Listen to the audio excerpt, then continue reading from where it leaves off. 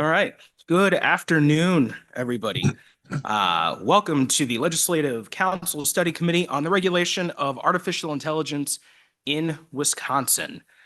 At this time, I will ask that you please silence your cell phones or turn them off. Let's just not have any distractions as we move throughout the day. And I will ask the clerk to please take the roll. Chair Senator Julian Bradley. Here. Vice Chair Representative David Armstrong. Here. Senator Carpenter. Here.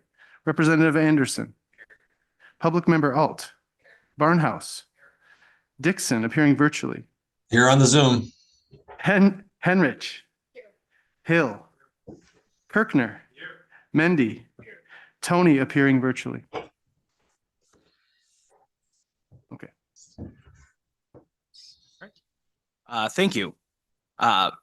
First, I'd like to do a couple of thank yous before we jump into today's business. I want to thank everybody at UW-Stout who worked to make this hearing and the tour available.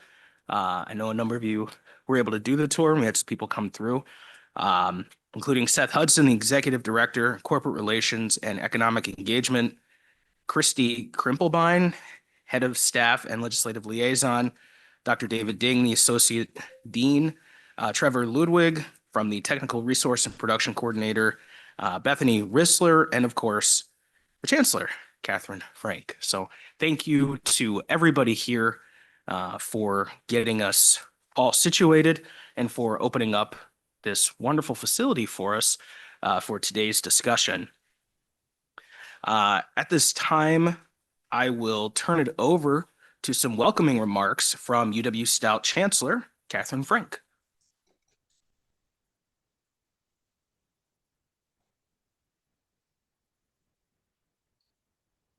And company.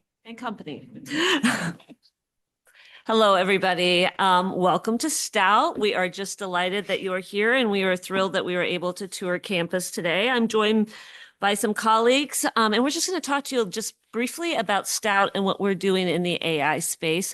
Open it up to any questions that you might have. I'm going to be very brief today and just give you a very broad overview of the institution. Several of you were on the tour. You know that we are Wisconsin's Polytechnic University, the only Polytechnic in Wisconsin, and only 3% of the higher education institutions in the United States are designated as polytechnics. And what does that mean? We keep it easy here at Stout for understanding what it means to be a polytechnic. Think of the ABCs of a polytechnic: applied learning and research. We have 3 times as many labs and classrooms on the labs and studios on this campus than classrooms.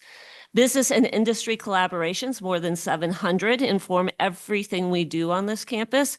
And we are career focused. We have the highest employment rate of any institution in the state of Wisconsin. At more than 99% within 6 months of graduation from Stout, students are placed in a job in their field of study. We're very proud of that, and we'll talk a little bit more about how we do that. So on the next slide, some key points about how we operate as a polytechnic.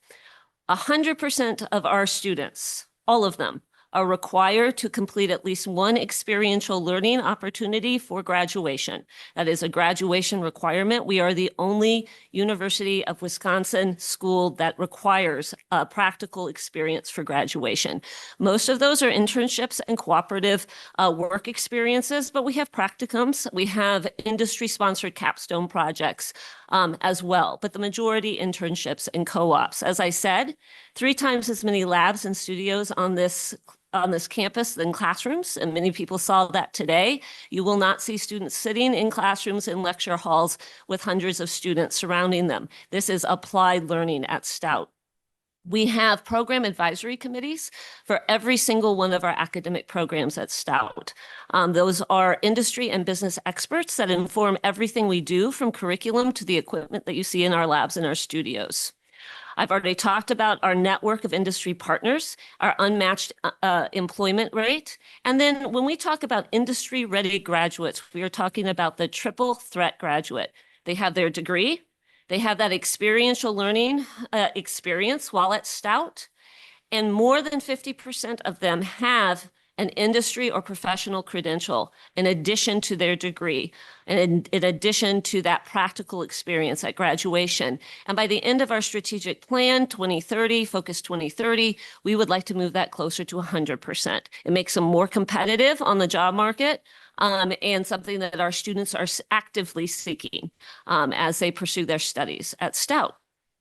So now we're going to focus on AI, and I'm happy to turn things over to our new AI integration technologist, Emily Laird. She's going to talk about her position and what she does on campus. Good morning. Artificial intelligence isn't just shaping the future, it's defining it. Every decision, system, and advancement are now closely tied to AI. No longer a distant concept, AI drives real-world transformation across all industries. At UW-Stout, we're not merely adapting, we're building a campus primed for AI innovation and collaboration. These efforts engage our community to shape industries, enhance education, and prepare industry-ready graduates, all while amplifying our collective impact. Our institution has built a foundation for future innovation by appointing an AI integration technologist. In this role, I collaborate across campus to advance AI literacy, enhance AI in the classroom, and foster collaboration around emerging technologies. The AI Innovation and Coordination Committee supports the planning and implementation of AI technologies, driving innovation and growth while enhancing UW-Stout's role as Wisconsin's Polytechnic leader. The AI Faculty Fellows, a cross-disciplinary group of faculty, lead AI innovation, applying AI technologies in industry and integrating advanced tools into classroom instruction. These roles are not about technology for their own sake. They focus on the intentional integration of applied AI across the disciplines we support. Building on our efforts, we extend our commitment to industry collaboration, a core Polytechnic tenet, with our AI Leadership and Learning Speaker Series, bringing industry and thought leaders to campus, engaging our community in discussions and hands-on training on AI advancements, cultivating an environment prepared to lead and shape AI innovation. Across our academic programs, AI tools enhance real-world learning and innovation, from rapid prototyping in our engineering to creative explorations in fashion design and development. Our students get hands-on with AI tools. In business disciplines, our students explore AI solutions, improving productivity and aligning with evolving industry practices. At UW-Stout, students' engagement with AI technologies prepares them to meet the demands of an AI-driven world. Beyond the classroom, our AI club has grown to over 50 members, with other student organizations from design to business exploring how AI will impact their industries. They're getting hands-on and building industry connections. This student-led interest in AI is supported by the campus environment I previously mentioned, encouraging experimentation and innovation beyond the classroom. While our students engage with AI-focused learning and student-led initiatives, we are exploring AI to enhance our human resources, business services, and admissions to streamline operations. These pilot projects are intended to increase efficiency across campus and support our efforts to evolve. We're designing frameworks for future AI pilot projects, from chatbots serving as tutors and faculty support to broader applications. These frameworks ensure that new AI solutions are carefully tested and integrated with purpose, advancing our commitment to thoughtful integration. We are also expanding resources to support our faculty and our broader campus. For faculty, tools focus on AI-restricted assignments and AI-supported assignments and curriculum. For the campus at large, resources in AI literacy, ethics, prompt engineering, and AI-supported research empower responsible engagement with AI across learning and operations. By establishing a strong foundation for AI exploration, we position ourselves to expand these initiatives with purpose and clarity. This approach ensures UW-Stout is a leader in transforming how we work, learn, and collaborate with artificial intelligence. At this time, I'm pleased to introduce Seth Hudson, our Executive Director of Corporate Relations and Economic Engagement. Good afternoon, everybody. The Office of Corporate Relations and Economic Engagement links the extensive resources of UW-Stout to the business, industry, and community partners through several centers.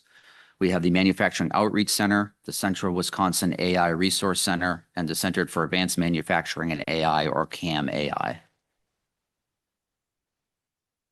UW-Stout's Manufacturing Outreach Center, or MOC, plays a vital role in Wisconsin's economy.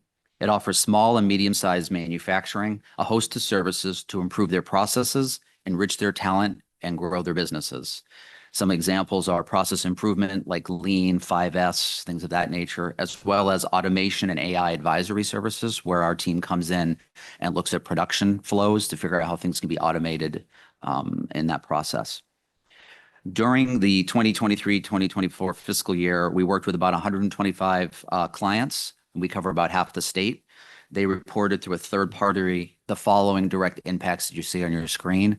It's a $64.8 million impact, and that's reported through a third party, not directly to Stout, and that rolls up to the federal government, who helps fund the program.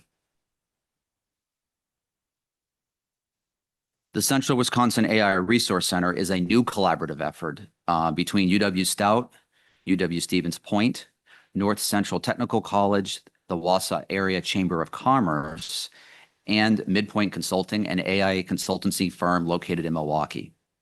The center's goal is to be the central AI training hub, offering collective services from those partners to not only the workforce, but also industry. Our key objectives are workforce development, AI education, and business innovation. Over the past few years, the collective group has received direct feedback from industry, either through one-on-one meetings or through surveys. And we can summarize that up on the screen. But basically what we're hearing from industry right now is that industry is beginning to understand the importance of AI training for future competitiveness. They see a need of this training at all levels, from just basic AI concepts, how does it integrate within Outlook and things of that nature, to data management, think supply chain management, et cetera, to implementation and then integration onto the actual manufacturing floor. There also exists a very strong desire to collaborate with educational institutions to develop these AI training programs.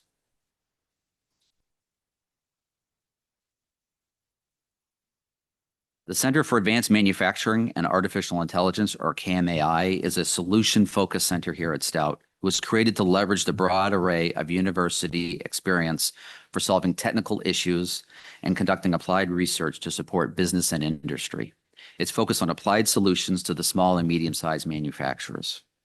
If you look at it, it's the other hand of our Manufacturing Outreach Center. It acts as the academic side. So as our folks are out working directly with industry through the Manufacturing Outreach Center, we can bring those ideas back through CAM-AI for applied research from that perspective. So now I'd like to turn the PowerPoint over to David Ding, Associate Dean of the CSTEM and Director of CAM-AI.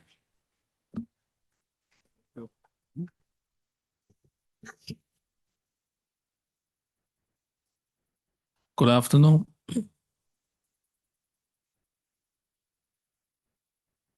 I'm here to share the successful stories of the implementation of AI in our curriculums and day-to-day education operations. The Automation Leadership Program is the newest program developed with a focus on implementing AI and technology in manufacturing.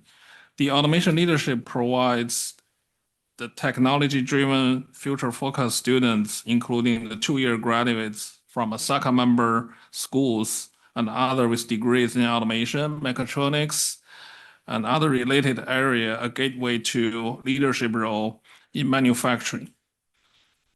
There are more than 30 Wisconsin companies such as Ashley Furniture, Greenhack, Roku Automation, Oshkosh Corporation give strong support to UW-Stout to develop this program.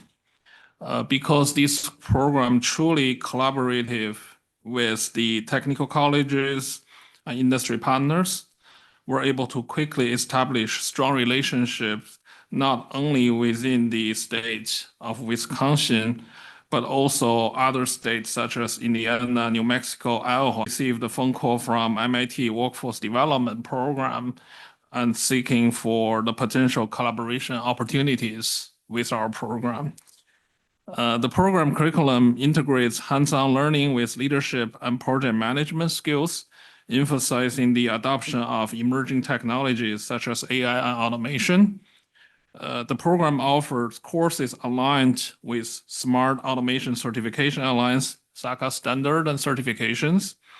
And the program courses are offered at the technical colleges and online by UW-Stout. Students, especially the no traditional working adults, can stay at their hometown to complete the degree while working as full-time.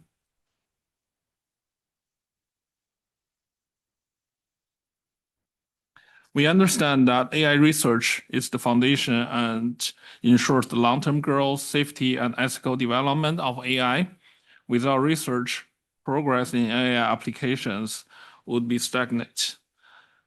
But more importantly, however, we feel the applications of AI bring that research to operation level, providing immediate benefits to society and driving the technology adoption and integration into everyday life. As the Polytech University, we're able to combine the research and application effectively into our classrooms, curriculums, and programs to train the future state workforce. For example, our faculty members helped Champoux beans to develop an AI algorithm to evaluate each bean and sort them to the right category. And I got a lot of similar stories. So this is the successful stories I want to share with the committee. Thank you. So we are happy to open it up to any questions. I hope you can see that our approach is comprehensive. We are interested in making sure that we prepare all of our students, regardless of their content area, for how to understand and apply AI responsibly when they enter the workforce. We are less interested in standing up a standalone AI program than we are educating all of our students to be successful and responsible once they enter the workforce. It's a comprehensive, strategic approach to AI integration on our campus, where we think about both the possibilities as well as pose the questions and talk about the responsibility that comes with successful AI integration, application, and understanding. So thank you, and we're happy to answer any questions you might have. So, excuse me. Well, thank you very much for being here and for giving us the overview. I do want to, it's not a question, but I want to just call something out that I heard over and over again and that really resonated with me, and it stuck with me. You each talked about how it's important that all students are touched by and have the ability to integrate AI into their careers. And Dr. Ding, at the end, you talked about the importance of ensuring that non-trad, as we were called, that's what I was. That's why it stuck out to me. I was a non-trad student before online learning was really easy. And so in my professional life, work came first, and it took me, I was on a very long track to get my degree, and it took a little more than 4 years. You'd say I could have had a doctorate by the time I graduated. Because I was non-traditional, and back then my hope was that technology would evolve, and obviously the systems would evolve, right? The UW would evolve, and other campuses would catch up, and it's great to see that, because as AI continues to emerge and essentially be baked into the workforce, it's going to be critical that people that are in the workforce today have the ability to take advantage of the resources here at the university to be able to further their careers. Otherwise, they're going to be left behind. And so it's just awesome that you're already thinking about that, and not just thinking about it, but it's implemented. It's happening. And I just wanted to call that out as something that I heard, I've observed already, and I just appreciate what you're doing. And at this time, I'll open it up to any other questions or comments from members of the committee. I had a question, if I may. Yes, go ahead. Yeah, I'm just curious, from a student perspective, when you throw all this new technology at them, whether it be traditional AI like predictive maintenance, generative AI, robotics and automation, what ones do you think sort of floats to the top in terms of most interest, most participation, most work in prototypes being created? Which one do you think is students most interested in? I'm going to turn it over to others here, but I'm going to say, I'm just going to add one thing. Our students are coming to us, asking us about the technology, bringing technology to us. They are ahead of us in many ways. That robotics club that Emily mentioned, that is all student initiated. And the students started that club because they saw the need to make sure they were able to work across the campus, again, regardless of a student's discipline, and help them to their fellow students to understand what was happening with AI in their disciplines, but also help them problem solve. So students are very proactive in this space, and they are making sure that we're proactive in this space. So that's one thing I would say, and then I'll hand it over to Emily and to David just to talk about where they're seeing the most student interest and passion. Well, thank you. I think that's an excellent question to reflect on. And when I mentioned in my address that it is student-led, as the Chancellor said, it is. Students are so technologically sophisticated. They are so explorative. And when I said that my role collaborates across the campus, that does not just mean with faculty and staff. We have student groups focused heavily on building industry connections and being hands-on with AI tools. And I do believe in my role, a lot of the AI literacy space starts with generative. That has been my experience. That is their gateway into more advanced automation, as David could reflect on. Great, thank you.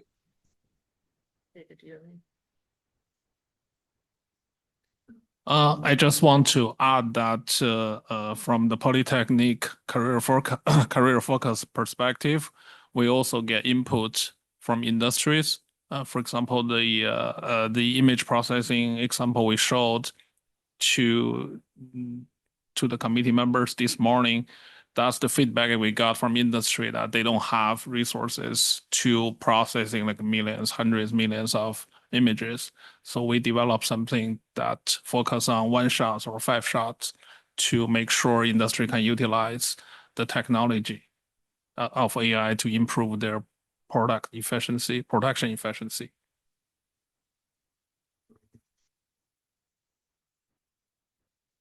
Yeah, go ahead.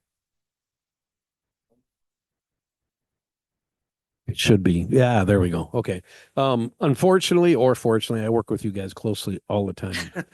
So you ticked most of the boxes that interest me. But the one thing that I'm interested from a legislative side, and we've talked about this before, is we did a regional survey of small manufacturers. And when I say small manufacturers in my region, small manufacturers, we've got a lot of 100, 200, 300 employees, a couple that are 700, 800.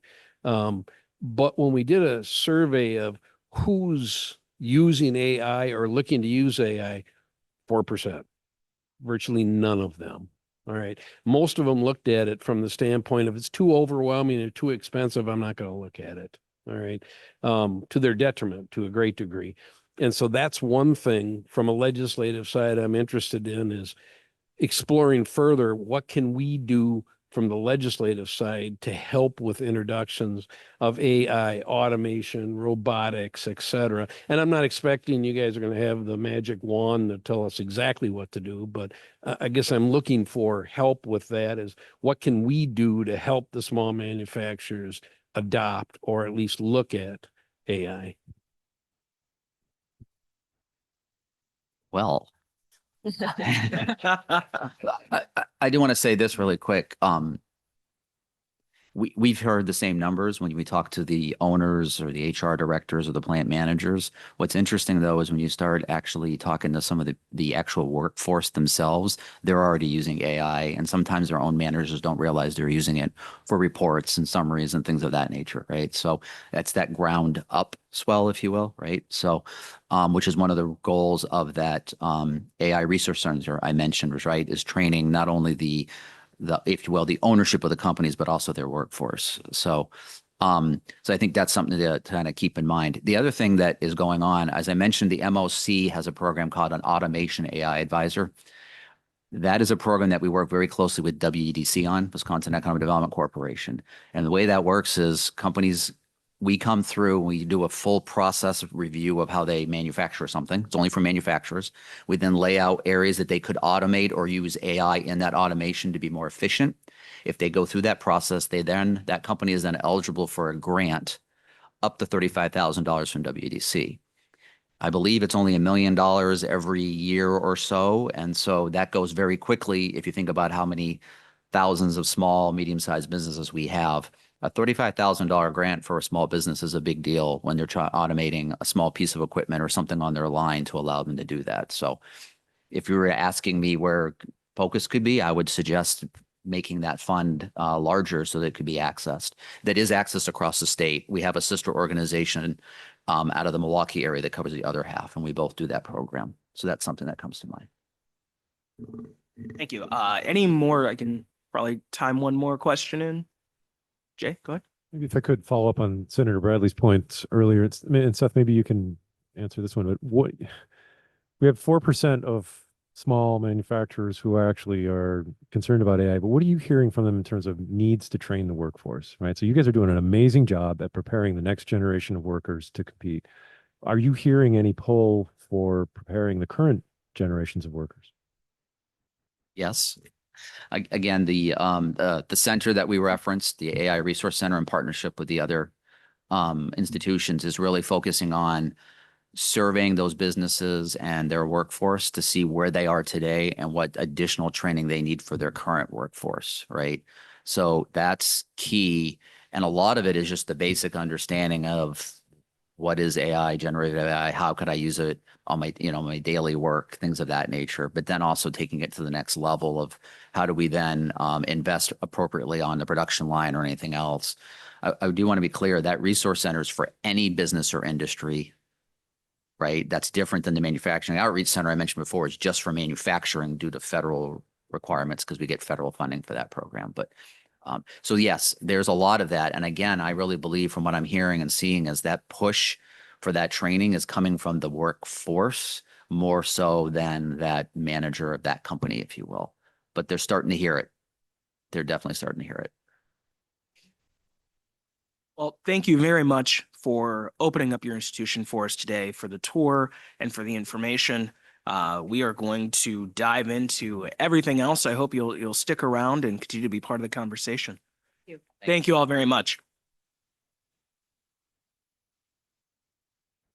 So at this time, before we start jumping into the presentations, we do have a little bit of housekeeping to do. Everybody should have received the minutes and then several memos. So without any concern regarding the minutes, we'll just go ahead and enter those in, as they've told me I don't need to go through a motion and a second and all of that. So there's no concerns. Perfect. We'll enter the minutes in. We did get several memos. Everybody should have received those and had an opportunity to look through them. I kind of cut my introductory remarks because I want to cover them in this portion, as this is our second to last meeting. And so it's just really critical that we talk about some of the information that was in the memo, including scope of what our committee does, so that we're prepared when we come together in December to put together the final package that we'd like to do. One of the key components of this committee, and it's pretty prescriptive here, that we are the study committee on the regulation of artificial intelligence in Wisconsin. And we've traveled now around the state. We've gotten to hear from experts in several fields about how artificial intelligence impacts their daily life, which is the goal of this committee, to determine any potential regulation and how it would impact them. Now, we've all gotten pretty excited about hearing some of the things, especially law enforcement, and we started getting into some topics on how we'd like to see some laws changed regarding how they may use AI. And we talked about some of those things with healthcare as well. However, it's important that we remember the scope of what this is. While it's easy to get excited and want to dive into creating laws about law enforcement and creating laws that are pertaining to healthcare, our focus and our duty is to determine whether AI should be or shouldn't be regulated, and to take into effect what the impact would be on those other areas. That's why we've brought everybody together. That's why we're having everybody speak to us. It's easy to get super excited, and I could see it and hear it, especially in our last one. It got my wheels turning. I know we started talking a little bit too about some other laws kind of outside the scope, but I just want to make sure to center our group so that we know what our final product needs to look like. And that final product could very well be, we believe as a committee that there should be laws to support A, B, and C. And Brian and his team did a great job in the memo laying out options. There were multiple memos laying out options of things that we could do. And one of those options is, I spoke to everybody on the phone prior to all of you joining the committee, and I've said it from the very first committee, but one of those options could very well be that we take no action as a committee to introduce new laws, but rather we say, we believe this is how the state should handle it. We believe these should be the guardrails. We believe that future legislators should look at A, B, C, and D. And I still believe that to be something as a possible outcome for this committee, simply because it is such a new and emerging technology. And that's what our next meeting will be. We will start discussing at length what a final product will look like. After we leave this meeting, at some point, I will schedule time to talk to each member individually and get your thoughts so that we can start streamlining ideas, and then we can start sharing them with our friends at Legislative Council and amongst each other, so that when we come together in December, it isn't just a buffet of, well, here's all the ideas, let's sort it out. That way we have an idea of where everybody is coming from, and we can start to streamline and have a real good conversation to come up with a finalized work product. So I just wanted to give that overview to start, and any questions on that portion before I turn it over to Leg Counsel? Perfect. I just wanted to reiterate that. I know we've had that conversation, but I thought it to be very important again, since we are winding down. So Brian, take it away. Sure. The chair was just commenting on the memo that we wrote that was addressed to him, but then a copy was put on the website, and that memo was dated October 8th. And so it goes through an analysis of the scope, and it goes through, like the chair just went through, and it goes through a process that could be used for coming up with recommendations. The other thing is that we have the 3 numbered memos, memo number 3, 4, and 1. We each got to write one this week. So we'll just briefly go through those, starting in order, Tom, Patrick, and then I'll go with the last one.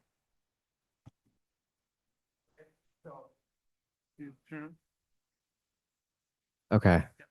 Thank you. Okay, so I'm covering the information in memo number 3. So at the last meeting, the committee asked for more information on comprehensive AI legislation in California, Colorado, and Connecticut.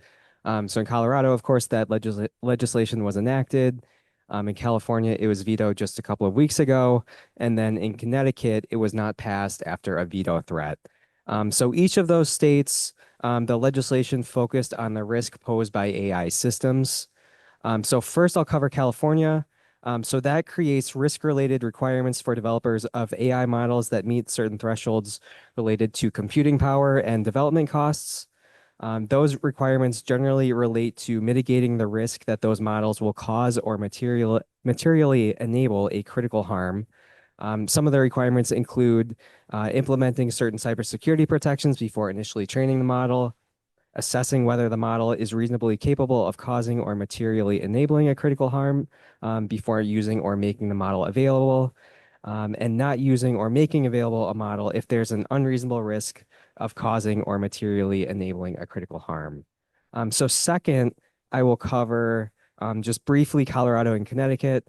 Those are very similar, so I'll just talk about them together, but only briefly. I know we have an expert talking about Colorado after this discussion. So those bills require both developers and deployers of high-risk systems to use reasonable care to protect consumers from any known or reasonable foreseeable risks of algorithmic discrimination. And that is any condition in which the use of an AI system results in unlawful differential treatment or impact that disfavors a person based on certain protected characteristics.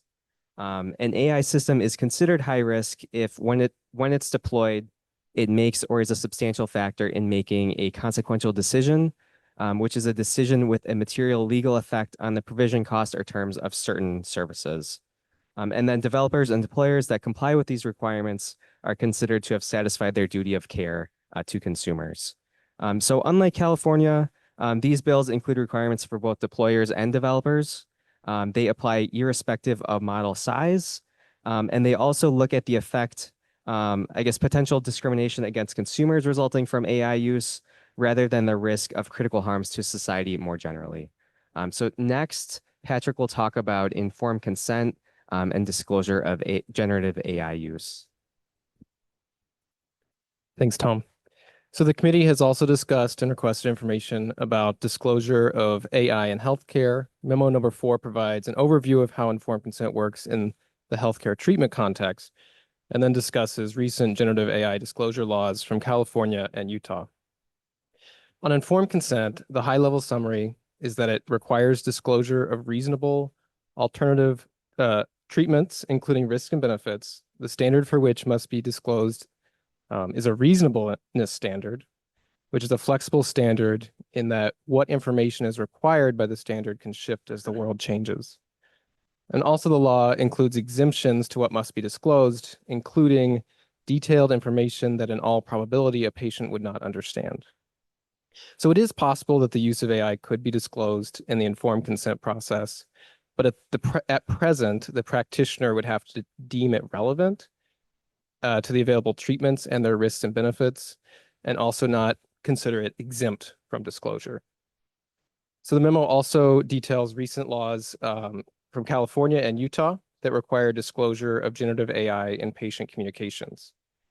In California, a health facility, clinic, physician's office, or office of a group practice must provide a disclaimer when using generative AI in written or verbal patient communications that pertain to patient clinical information. And that's a defined term in the bill that excludes administrative matters like scheduling, billing. So they have to make this disclosure unless the communication is read and reviewed by a human who is a licensed or certified healthcare provider. The communication must also include clear instructions describing how a patient may contact a human in that facility, clinic, or office. So California's is narrow in that it focuses the requirement on certain communications with certain entities that provide healthcare. Utah's disclosure law is broader. It requires disclosure in 2 types of interactions. The first is a general consumer interaction in which the business must disclose the use of generative AI if the consumer requests that information. Relevant to healthcare is the second type of interaction because it relates to regulated occupations. Here, disclosure is required when a regulated occupation service provider uses generative AI when providing services. So these laws give you a couple options to consider with respect to disclosing the use of generative AI in healthcare. And should the committee be interested in developing a bill draft on disclosures and generative AI, I've got a few questions that'll help us guide that conversation. Think about who should be required to disclose the use of AI and what type of interactions. Should there be exceptions? Is there any other required information like California requiring how to contact a human? Is there a particular definition of generative AI? California and Utah land about in the same place, but slightly different language. And then a question about enforcement, civil forfeiture or other ways you can get to enforcement. So the memo, as Chair Bradley mentioned, also has some other options to consider. Happy to discuss those in greater detail. And now Brian is up about state procurement. All right, so before I get into memo number 5, I do have the ability to collect travel vouchers that you want to submit. These are available on the website, and kind of as a reminder of the pre-AI era, the way to do it is print it out and write down your information and then give it to me on the old clipboard. So now memo number 5, first of all, I had a lot of fun preparing this memo. And I've realized as I've gotten older that that's allowed. And so if anybody wants to call and talk to me about this memo, I'm all about it. But as far as what you got here, it is an overview of the state procurement of information technology, okay, including a lot of detailed responsibilities and duties that have already been put into practice and put into place for DOA. And DOA makes decisions and coordinates IT on behalf of almost all of the state agencies. Not the university and not some others. But so then, as part of that, they have the ability to conduct studies within DOA, convene advisory bodies, which is something the committee talked about, and enter into contracts with outside vendors, which with AI is really where all the action is. Okay. So then the memo also goes into the process for the legislature's oversight of DOA's implementation of those laws. Okay. Legislature doesn't implement laws.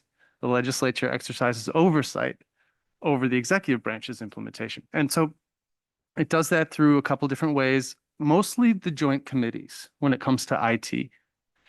The Joint Committee on Finance and the Joint Committee on Information Policy and Technology. Okay. So when you're thinking about DOA's capacities, just to throw out an example, something that the committee mentioned is that when certain types of AI technology are being deployed, there's a good reason to want to have certain personnel involved, people with certain credentials, people with certain levels of experience for those particular use cases, at least. So that isn't, I'm sure that's happening in DOA. I got a sense that DOA is a very robust process of dealing with its technology, but I can't say that that's specifically in the law anywhere, that the types of things that you recommended for who ought to be involved, it's not actually required. Okay. And so there's a lot of things like that that could be sort of pulled out, and it's an AI specific concern that could be attached to an already very robust set of duties and responsibilities, but these all predate AI. Or they predate the most recent iterations of AI. So then if you're thinking about legislative oversight, same issue. Who should be advising the legislative joint committees? The statutes give the committees the ability to order DOA to conduct studies. But do the joint committees have the capacity to envision what the study should look like? I'm not sure. And also, is it just going to be this exercise in redundancy? We wouldn't want that. So that stuff's all got to be worked out as well as we go forward. And I think that that lands me to transparency, because one of the ways that the legislature is really set up to get information is when transparency requirements facilitate public input. So public input to these joint committees could be crucial. And, I put out some inquiries to try to get a hold of some of the contracts that are in place, and I got a lot of stuff. And I'll tell you, it was not easy to interpret. It wasn't all in one place. And if you're someone in the public who wants to just take a look at this, it's not set up well for that right now. So, okay. Last thing, I reserved a little bit of time because there's something in the memo that talks about how our statutes require DOA to promulgate a definition of what a high-risk IT project is. And you'll see that in the Colorado legislation, Tom talks about it on page 3 of his memo, that legislation defined a high-risk IT project. So actually, DOA has not promulgated that. And so that's something that might be considered. It would be something that would advance the discussion in our state. And I think what's evolved is their approach to looking at what a high-risk IT project is kind of informed through a budgeting lens, almost like it's such a big project that if this doesn't get done on time, then DWD might not be able to process its claims or something. But it isn't really high risk in the same sense as the recent AI legislation. So it's either going to be a process where the legislature tells DOA to promulgate that rule and then exercises oversight in the promulgation process, sort of fold in the AI things, or it's going to be, and you guys can consider this, recommending that the legislature just create a whole separate set of reports having to do with AI specific projects. And the question is, what does the oversight look like there? And how do we not get in the way of DOA successfully, implementing policy? Excellent. Well, thank you. And thank you, all three of you, for all the work that you've done to put all of these things together and to provide us options. For a committee of this size, with a majority being public members, The legislators were used to digging around and figuring out and all of the, okay, here are some of the options, because that's what we do full time. We think about the options and go through that. But to be able to provide that to the public members as well as to us, it's very much appreciated. And your work, I can't believe you're having so much fun with this. I love it. And we'll make sure that's in the minutes for whoever's recording this, that indeed Brian had fun doing this. And so I think, just kind of circling back to my initial comments, this really reemphasizes what our goal is going to be as we head forward to our final meeting, which is going to be looking through these options, determining what from here, and then obviously we're going to have a hearing today, additionally, and gathering additional thoughts, additional facts, as we talk about consumer protection and data privacy, and then having conversations. That way we can come into December and say, here's what we really want to hammer out. We'll have, that meeting is in the Capitol, and I believe we've got DOA attending. Is that correct? Or we're working on getting DOA, the Department of Administration, to attend and talk about AI, so that we can figure out, okay, we can answer some of what Brian was just talking about. So that's where we are now. I'll open it up to questions, comments, concerns. Go ahead. Yeah, thank you. You should be live Thank now. you. Yeah, we're good. I think we're good. Okay, You're good. Brian, I'll take you up on the offer to call you sometime about this memo, because I'm sure can geek out. I do want to just point out that this memo references Compass technology at the bottom of page 7, a couple of places that it mentions Compass. For those that are not familiar, Compass is actually the leading technology in you'll recall that I asked questions of our law enforcement witnesses last time regarding technology used in recidivism and predicting whether somebody will commit a crime again and determining sentencing guidelines. Compass is one of the leading technologies in that space. So Brian, I echo your observation, albeit I'll call it a concern. You did not use that word. I'll use the word concern, that the DOA would not have considered that to be high risk in their evaluation. They did become a subscriber in 2015. I understand that we may not be using it in the state for recidivism rates and determining sentencing guidelines, but the fact that the technology is in use someplace and that we do have a subscription for that technology, I think is something that should be on our radar for consideration. Thank you. Additional questions, comments? Yeah, go ahead, Jay. So Brian, your point on how DOA even thinks about, I mean, the construct around high risk projects is risk of success, risk of cost, basically. I mean, right, and paraphrase. What's interesting is to compare that to the California paper that we have, which is a risk management approach, which is very different, right? It's, do you increase, do you decrease, do you introduce new risks in the implementation of a technology? Very different than, will my investment go south, right? So, and I think that's something we should be considering. I think that's a good construct. We use it in healthcare, right? And it works for every medical device, every procedure. It's a framework that allows you to work your way through how much harm could you introduce or how much are you mitigating potential harm in what you're doing. And it's a really powerful construct.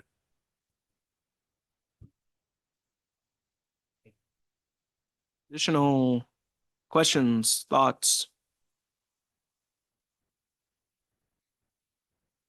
All right, hearing none. We will come back to this at the very end because we will have completed essentially all of our testimony, and then just touch on this one more time as we prepare for our December meeting. A couple of other pieces of housekeeping, because we have a pretty healthy agenda today. We have asked all of our presenters to keep their presentations to approximately 15 minutes, and we're going to keep questions to approximately 15 minutes to ensure we can get through everybody. If there are follow-ups, we have spoken to everybody. It seems as though everybody is very interested in hearing any additional questions the committee may have, and we may just gather a document together if we don't complete our questions during the hearing, send it out for answers, and then we will share it to the entire rest of the committee, and then obviously to the website, to the public at large that may be interested. But just in the interest of time, we do want to make sure we get through everybody. This is a very exciting agenda of people here to testify today. So with that, I will stop talking and we will open it up with testimony from Mark Champoux, partner at Davis Graham, who is joining us virtually. And Mark, I see you. Can you hear us? I can hear you. Can you hear me? We can hear you. Okay, perfect.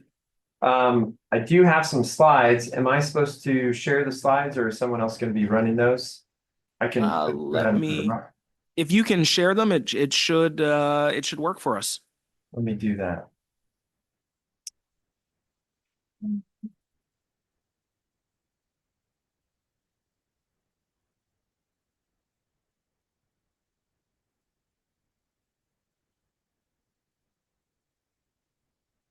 Are you able to see those slides? There we go. Can we make that the largest screen? Perfect. We are good. Okay, great. Well, good afternoon. My name is Mark Champoux. I'm a partner at Davis Graham and Stubbs in Denver, Colorado. My day job is commercial litigation, but I also do a fair bit of policy work. Previously, I was at the United States Department of Justice, helping run the Office of Legal Policy. And in that role, did a lot of work on emerging technology, artificial intelligence, things like that, and particularly in their intersection with law enforcement and other equities that the Department of Justice had. I've been involved in some of the process that we've had in Colorado as the AI law here was proposed and then enacted, particularly through the Colorado Technology Association. I'm a member of the Policy Council on the Colorado Technology Association. So with that, I'll kick it off. Before I dive into the Colorado law, want to just start with an overview. It's an important question, I think, to ask, what are different issues that an AI law can attempt to address? Because as it sounds like, you've done a lot of homework already, different states and countries and international organizations are all addressing different issues. And one AI law isn't necessarily addressing the same thing as another AI law. So, in the public policy space, there seems to be interest in laws around consumer awareness and protections, public awareness, data privacy and governance with respect to AI, governmental oversight generally, discrimination and bias, safety or catastrophic risks. Those are all things that people are talking about, and that's not even to mention some of the things that people want to do in terms of promoting the use of AI and facilitating AI technologies. So what's happened in the public policy space? Well, the Colorado bill was really the first in the nation to be enacted that comprehensively regulates in any of these areas, and it particularly addresses the areas of discrimination and bias, as well as consumer and public awareness and some consumer protections.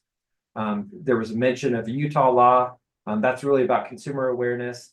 And then California's law was the one that addressed safety and catastrophic risks. Of course, that was vetoed, so it wasn't enacted, but it's the kind of example of a law that might address some of those concerns from the AI perspective. So what does the Colorado law do?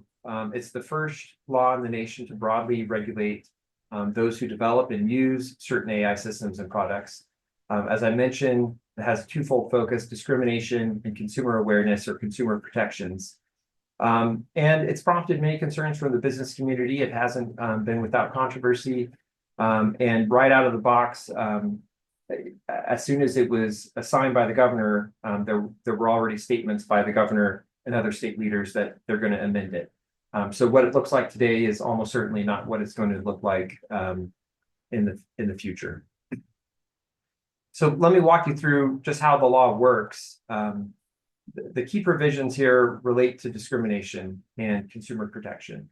On the discrimination front, it requires developers and deployers of high-risk artificial intelligence systems to use reasonable care to avoid algorithmic discrimination. And then there's a long list of documentation and disclosure requirements to demonstrate that you used reasonable care. So the law actually doesn't say anything about whether or not discrimination has occurred. You can violate the law without evidence that discrimination ever occurred. It's essentially a documentation and disclosure law. You check the boxes. If you check the boxes, then you have a presumption that you use reasonable care. That's what the law wants you to do if you're a developer and deployer of high-risk AI system. On the consumer protection front, there's various information that has to be disclosed to consumers when they're interacting with AI systems. And there's a right to appeal adverse decisions resulting from use of AI in high-risk categories. We'll talk about that in a second. Very quickly, key definitions. People are constantly thinking about definitions and different definitions. Different terms are defined differently in the various AI laws that are being proposed out there. Colorado borrows some of its AI definitions from other existing statutes, and some of these definitions are new and unique to Colorado. It's a pretty broad definition of AI system. High-risk AI system, which is where the law really has an impact, is any AI system that makes or is a substantial factor in making a consequential decision. So that sentence has a lot in there. Substantial factor would be a factor that is used to assist in making or is capable of altering the outcome of consequential decision. So it's not necessarily the decisive factor. It doesn't have to be the but-for factor, but it's a factor that assists in making or is capable of altering the outcome of a consequential decision. Consequential decisions are those that have a material, legal, or similarly significant effect on the provision or denial to any consumer or the cost or terms of education, employment, finance, government services, healthcare services, housing, insurance, and legal service. So it's pretty broad. Consequential decisions and therefore high-risk AI systems do not include algorithms about, reminding you when it's time to order new dog food or what kind of music you want to listen to next. But anything in these spaces listed here would be considered within the scope of the law. Consumers, any Colorado resident, developers, and deployers are those who do business in Colorado. As you guys know, doing business in Colorado has a pretty far-reaching effect, just as a law that would be defined for anyone doing business in Wisconsin. Anyone on the internet and interstate commerce would be within the scope of the law. For developers, it's anyone that's developing intentionally or substantially modifying an AI system. And then deployers are anyone that essentially interact with consumers with respect to that AI system. And a consumer doesn't have to be someone who's buying something. It could be someone who's applying for a job or is seeking healthcare services. It's whoever is the end person that is impacted by the AI system. There's a duty of care. This is how the law works. As I mentioned, it's an upfront duty of care where there's a definition of algorithmic discrimination, but the law actually doesn't say that algorithmic discrimination is unlawful. It doesn't say anything about violations occurring when there's proof of discrimination. It just says that there's an affirmative duty to use reasonable care to avoid algorithmic discrimination. So what are the things that a developer and a deployer need to do to have that, to satisfy their reasonable care duty?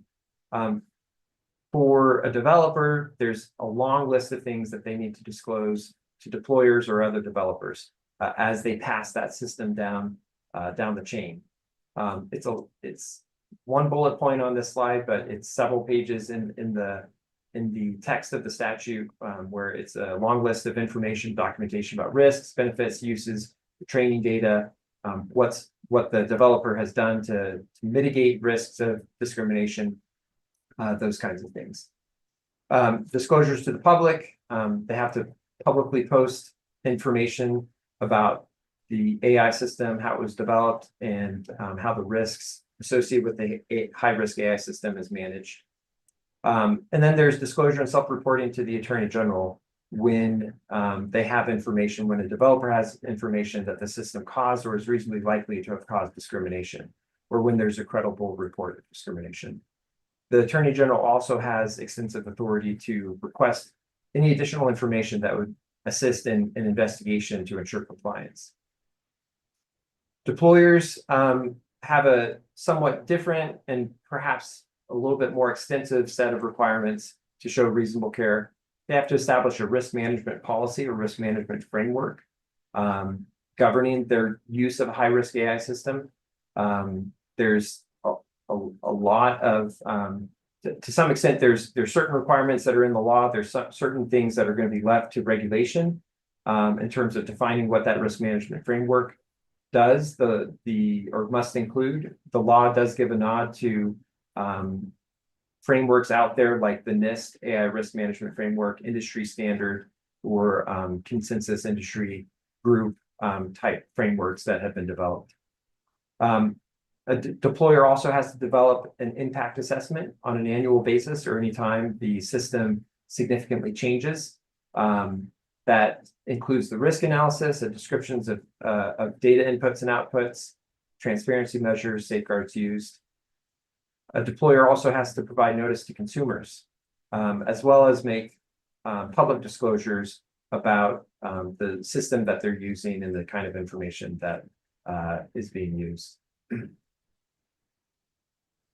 In terms of that deployer disclosure to consumers, that includes specific disclosures when there's an adverse decision. So say someone applies for a job and an AI system is used or is a substantial factor in screening that person out of being considered for the job.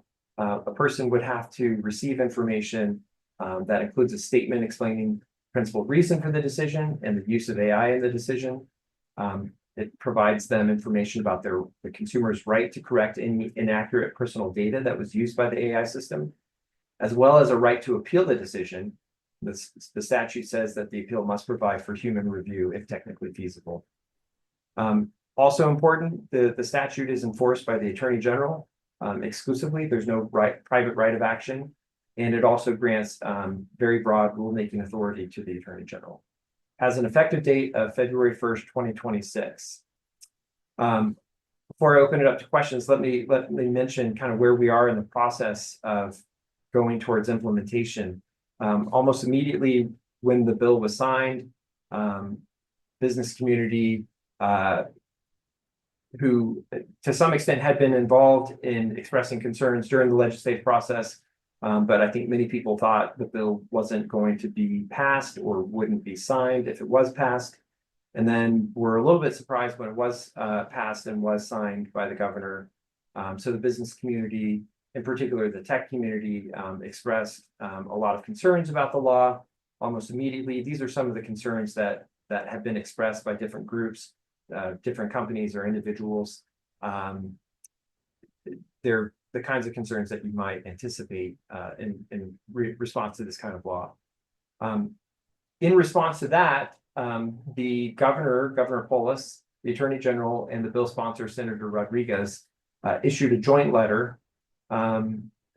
Basically, I think the intent was to send the message that Colorado is still a place where we want to be friendly to business and to technology. We want it to be a place where technology companies want to come and grow.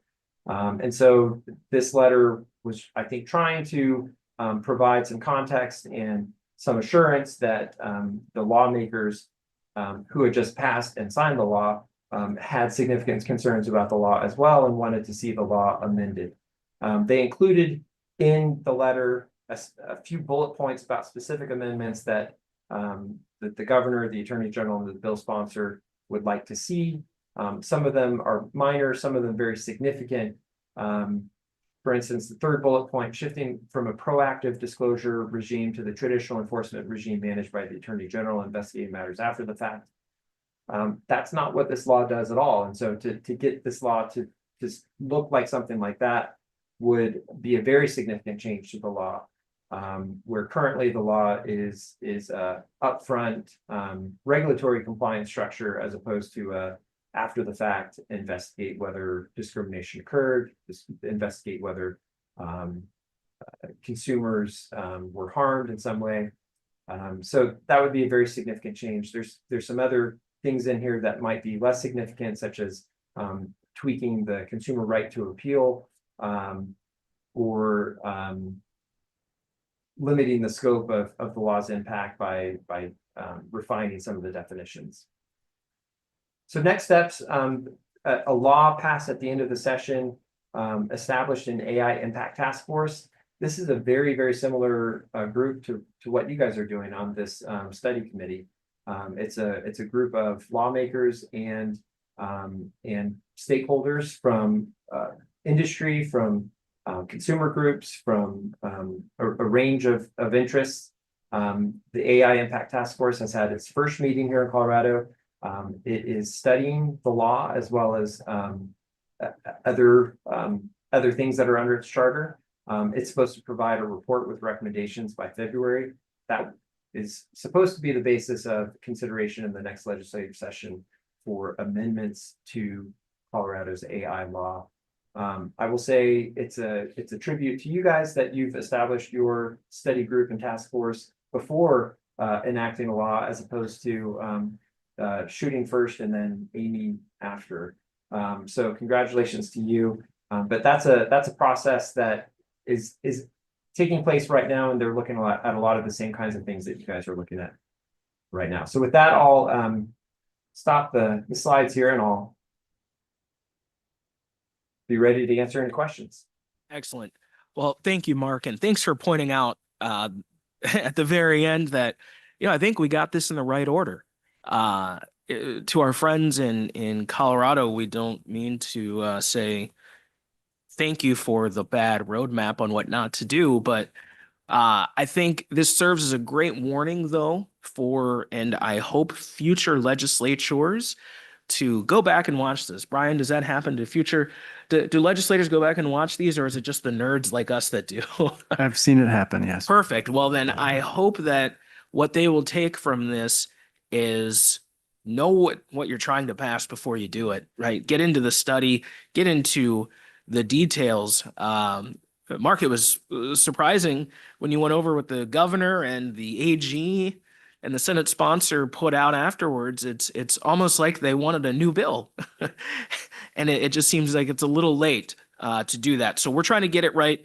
And it really reinforces what we're doing here, because I don't know if you were on earlier as I was going over the scope of this committee, but it is very possible that at the end of this committee, we will not have a piece of legislation to recommend because it just may not be ready. And what's going on in Colorado is a great example of why we don't want to be in that situation. So with that, I will open it up to questions. We'll go ahead and start with Christopher, and then we'll come over to Jay. It's on. It takes a moment. You're good. Now I'm on. You're live. All right, great. So hopefully future legislatures will at least look at an AI summarization of what we've done here at the minimum, if not the entire recording. But Mark, there was a slide early on when you talked about the substantial factor in making consequential decisions, and that slide listed that there were some specific exceptions. And I was wondering if you could elaborate on what that was. Are those different industries? Is there a metric for where that does not get applied? Yeah, good question. And by the way, I did look at your committee's website and saw the paper. I think it was paper number 3 or number 1 that kind of provided a little bit of an overview of the Colorado law. And I just want to say that was well done. So congratulations to those who put that paper together. So there's exceptions to the definition of high-risk AI system. Those exceptions are the exception is focused around AI systems intended to perform a narrow procedural task or detect decision-making patterns or deviations from prior decision-making patterns. There's a list of technologies that are considered to be within that exclusion. Things like antivirus software, video games, calculators, cybersecurity software, spell checking, spreadsheets. The problem, I think, was people recognized that they started with a very broad definition of AI system to begin with. And when you start with a very broad definition of an AI system that could potentially capture essentially any type of software program, then when you drill down to what do you actually want to regulate, you start having to you realize that you need to have some exceptions. And so those are the exceptions that they're intended to be not industry related. I think there is separately in the bill some other carve outs for pieces of the healthcare space, areas where there's already different laws in place that do something similar, or that the bill sponsors thought did something similar with respect to preventing the risk of discrimination. Gotcha. Thank you. So if I was to kind of rephrase that, it sounds like they're trying to create a difference between AI as a specific task replacement tool versus something that's a full process replacement tool, and more the focus of the law is around when you're changing an entire process, like say unemployment determination.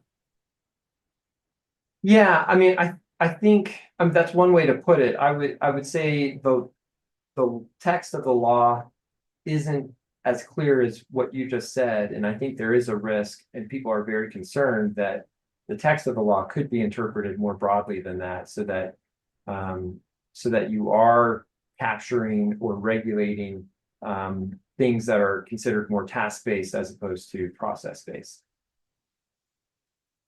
Jay, then Matt. Okay, thanks. Yeah, Mark, I was wondering if you could comment on the enforcement at the developer, aimed at developers from two standpoints. One, the vast majority of developers are not in Colorado, so is there a jurisdiction problem there? And second, how does that interact with interstate commerce regulations? I don't get how that all works. Yeah, I mean, it's like anything. You're right that many developers aren't going to be in Colorado. Same thing with deployers. If you're, if you are doing business in a state, then the state may have some ability to enforce the law against you. And of course, that the ability to enforce the law and do anything is kind of based on how much are you really doing business in the state, right? And there's a practical reality of, well, when the state attorney general has to decide, where is he going to devote his enforcement resources? Is he going to focus on some small developer in Maine or California or wherever overseas, versus other developers where they may have greater presence or impact in what they're doing in the state of Colorado?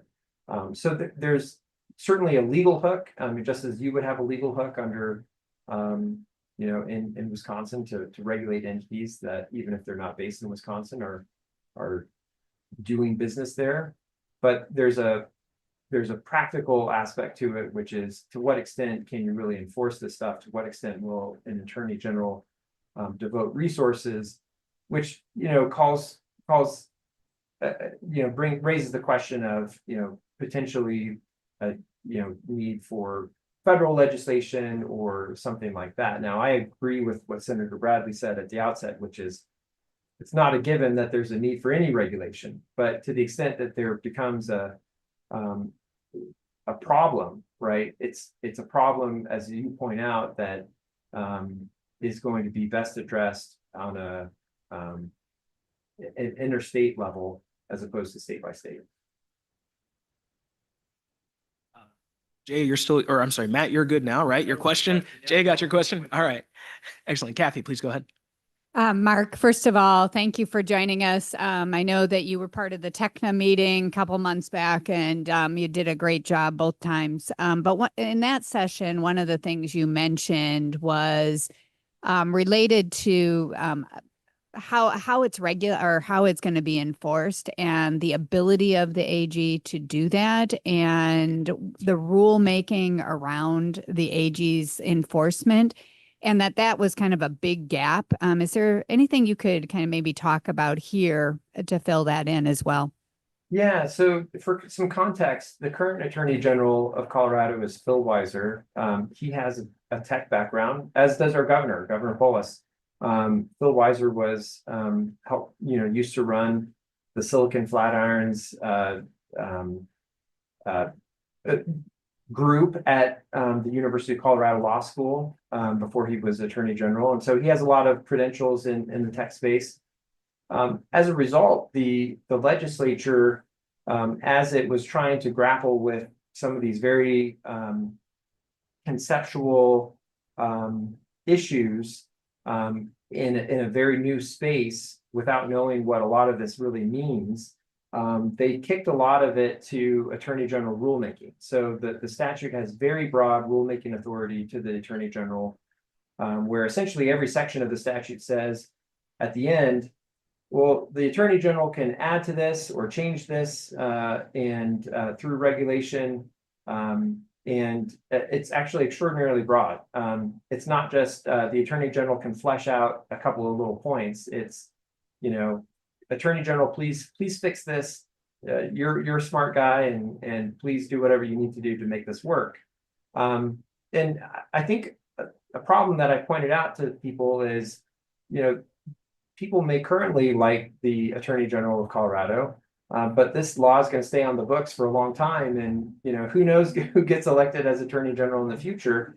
Currently, any Attorney General at any point has very broad authority to basically make this law even more aggressive than it is, significantly more aggressive, or to completely take the teeth out of it.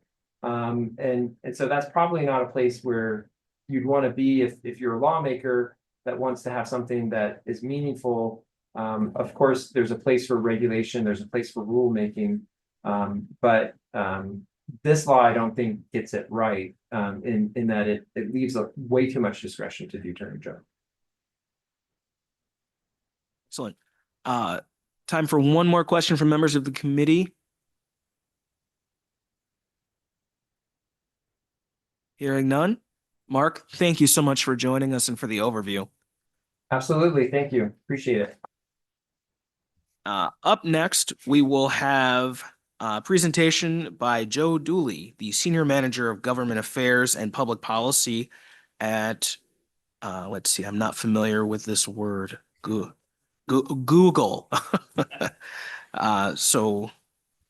Before we kick off, though, I do just want to thank members of the committee real quick for your help in securing these guests. We have, again, a great agenda today. We had a great agenda in some previous meetings. And I really want to thank Kathy, obviously, for helping us. Mark, Matt, I want to thank for helping us pull this together, and just other members of the committee that have had recommendations and conversations with my office and my staff as we've really tried to present the best possible experts in the field. And your help in doing so is very much appreciated. So thank you. With that, I will turn it over to Joe. Hi, everyone. Mr. Chairman, thank you for the opportunity to appear before you today. I seem to be having a little bit of trouble connecting my presentation. I'm not sure if Trevor is able to actually post my slides. Just one moment here. Does the committee need an IT guy?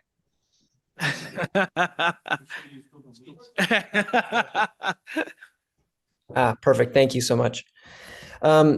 So Chairman Bradley and members of the committee, thank you for the opportunity today. Google welcomes the committee's study on the regulation of artificial intelligence in Wisconsin. As you said, my name is Joe Dooley. I've been on Google's government affairs team for about 10 years, and I lead our AI state policy work, including engagement with legislators around the U.S. as they consider policy solutions, as well as working with state and local stakeholders as they bring AI solutions to their committees. Next slide, please. Google's mission is to organize the world's information and make it universally accessible and useful. We're proud of our impact in Wisconsin. Since 2007, we've had an office in Madison and currently employ about 150 people there. In 2023, our products and services in the state helped generate nearly $9 billion of economic activity for Wisconsin businesses, and more than 320,000 of them use our free tools to receive phone calls, bookings, reviews, requests for direction, and other direct connections from our customers. Our Grow with Google program has partnered with over 140 organizations in the state to train more than 140,000 Wisconsinites in digital skills, including via public libraries, chambers of commerce, community colleges, and more. And we're excited about the opportunity that AI presents to help Wisconsin residents and businesses progress towards their personal and professional goals. And I'd also just like to take a quick moment to commend the work by innovative organizations in the state, including UW-Stout, the Economic Development Corporation, and BioForward Wisconsin for pursuing advanced projects in healthcare and manufacturing technologies that would employ AI. Next slide, please. And as you know, AI is a once-in-a-generation technology with the potential to fundamentally benefit society. It can empower generational progress, except that it can happen in mere months. And progress is happening now in the realms of healthcare, materials science, energy, productivity, and quantum science. And economists are predicting that it can also be a major productivity boon. And because it's a general purpose technology, as you know, every sector of the economy can leverage AI to augment and accelerate workers' output and boost GDP in countries that adopt it. As you can see here, according to some analysts, it can add more than $26 trillion to the global economy and increase global GDP by 7%. And we're committed to helping make AI useful for everyone. And we believe that it's appropriate to regulate it and that it's got to be complemented by robust internal ethics and governance processes. And this is key to ensure that people in Wisconsin and around the world are positioned to harness the opportunities that AI can bring. Next slide. And one of the things that we are most inspired by is the ability for AI to tackle grand challenges in science. At Google, our research scientists and engineers are shedding new light on the frontiers of biology, chemistry, physics, and earth sciences through breakthroughs in machine learning and cloud infrastructure, data processing, and analytics. One example, Google researchers are using machine learning to create some of the most detailed maps of brains ever made, unlocking insights into how neurons network and share and process information, revealing never before seen discoveries. And researchers currently don't understand the full picture of how glitches in a brain's network machinery can contribute to mental illness and other diseases such as dementia. In this emerging field aims to precisely map the connections between every cell in the brain, which could help solve some of these problems. And these technologies are also enabling us to map parts of the fruit fly, mouse, and human brain to help us better understand how they work and how to treat diseases. And in this example, we'll continue to work with collaborators from research institutions around the world and share our progress in publications and open source releases. Next slide. Another exciting example recently is that the co-founder and CEO of Google DeepMind, Demis Hassabis, and other Google scientists were co-awarded the 2024 Nobel Prize in Chemistry for their work in developing AlphaFold, a groundbreaking AI system that predicts the 3D structure of proteins from their amino acid sequences, which we think will have, a lot of impact around the world, and that almost 2 million researchers are using this technology now in their own research. Next slide. But many of the useful applications for AI are already available in Wisconsin and are offering huge opportunities. In one example, the Wisconsin Department of Workforce Development partnered with Google Cloud to modernize its unemployment insurance system. The agency was overwhelmed with claims during the COVID-19 pandemic, and the legacy technology couldn't handle the surge in applications. And Google Cloud's AI and machine learning tools helped the agency analyze data and predict claim approvals, which reduced processing time and helped ensure payments were distributed faster. Google Cloud's document AI solutions streamlined the process for submitting paper applications, which allowed agency staff to focus on other high priority tasks. And these changes led to a more efficient and modern UI system, which helped clear backlogs of claims and provide faster service to Wisconsin residents. Other examples are, small and medium-sized businesses now can use AI tools to help create content for their digital marketing campaigns. And even individuals, such as an educator, can use it to help draft creative ideas for lesson plans and other ways to engage students. Next slide, please. But realizing the promise of AI requires that public policies be in place to strengthen trust in the technology and give stakeholders the capabilities and confidence to leverage it. Legislative frameworks should give businesses the necessary flexibility and clarity to innovate while ensuring that AI is developed and deployed safely and responsibly. Like most technologies, responsible AI governance requires a multi-layered approach. So along with regulatory proposals, robust internal governance processes are critical. And at Google, next slide, please. We introduced our AI principles in 2018 to guide our development of AI technology in a way to meet challenges related to fairness, privacy, and safety in a thoughtful manner. Our AI principles, which you can see here, outline our commitments to develop AI technology responsibly and apply strong safety and security practices and continue our AI innovation in accordance with best practices in safety research. Under the principles, we assess AI applications with a focus on whether they are socially beneficial, whether they are built and tested for safety, and whether they incorporate privacy by design principles, amongst other things. And with respect to privacy specifically, we're committed to giving consumers the opportunity for notice and consent, encouraging architectures with privacy safeguards, and providing consumers with appropriate transparency and control over the use of data. We have robust pre- and post-launch evaluation processes, and we systematically refine models and products through internal and external red teaming. And adversarial testing for safety and fairness can reveal how guardrails are working after an application goes to market so that we can continuously improve it. We take a responsible approach to AI-generated content on our services once applications are launched, as well as building on the experience we've garnered keeping users on our platform safe. So for example, we have thousands of employees working on AI quality generally, and over 1,000 employees working on AI safety issues specifically. In addition, we've contributed more than $200 million in grants to non-governmental organizations and nonprofits doing AI responsibility work around the world. Next slide, please. Part of our responsibility is to connect people with high quality information, and this involves giving users more advanced tools for identifying AI generated images. So we recognize the technology is nascent still, but we're committed to developing and improving imperceptible watermarking through our SynthID tool and other industry-leading initiatives. And so SynthID watermarks images and audio generated by Google's AI products and services. And we've recently expanded its capabilities to watermarking AI-generated text in the Gemini app and web experience, and to video as well. Next slide, please. We were also the first technology company to require that election advertisers to prominently disclose when their ads use realistic synthetic content that's been digitally altered or generated, including by AI tools.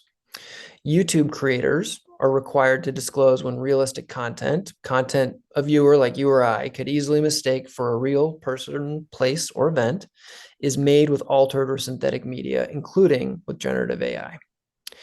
And we restrict responses for election-related queries on our Gemini app and web experiences.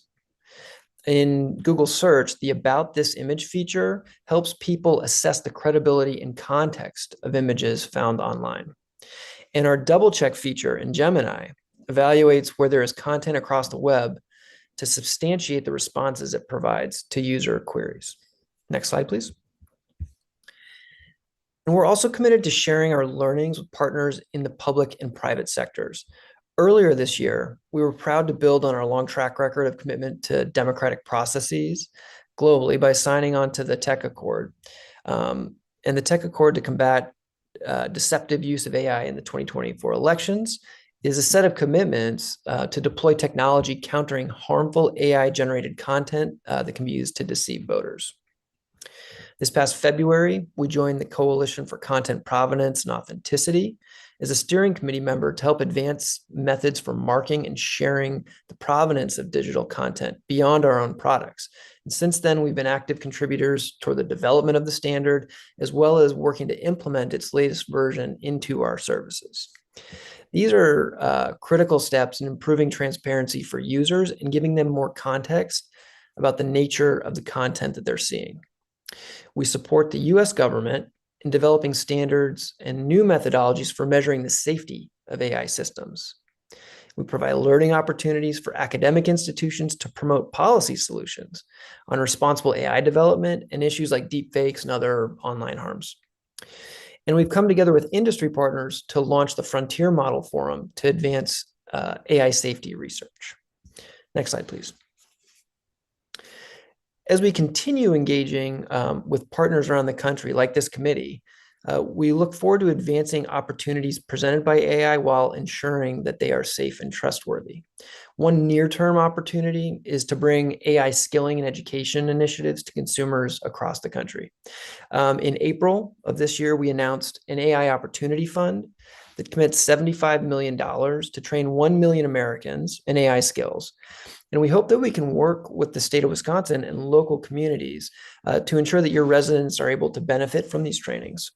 We will particularly focus on rural Americans, educators and students, small and medium-sized businesses, nonprofits, public sector workers, and marginalized communities.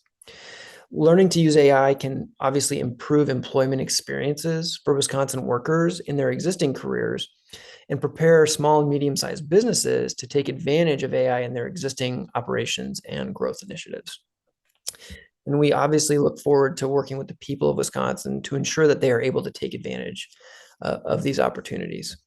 K through 16 educational institutions are also, terrific partners that we'd love to work with to make available our computer science and career certificate programs to learners, which can help workers and support a virtuous cycle of workforce competitiveness, private investment, and economic development.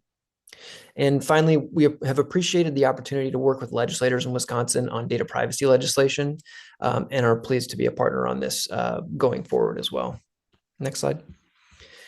And finally, thank you for the opportunity to engage with this body as part of our ongoing work with Wisconsin and national stakeholders to build a thoughtful and balanced AI governance framework that protects Americans, enables the adoption of this once-in-a-generation technology to strengthen our economy and position American innovators for success on the global stage, and to drive transformational scientific breakthroughs. And with it, as with any other powerful general technology, AI can be misused.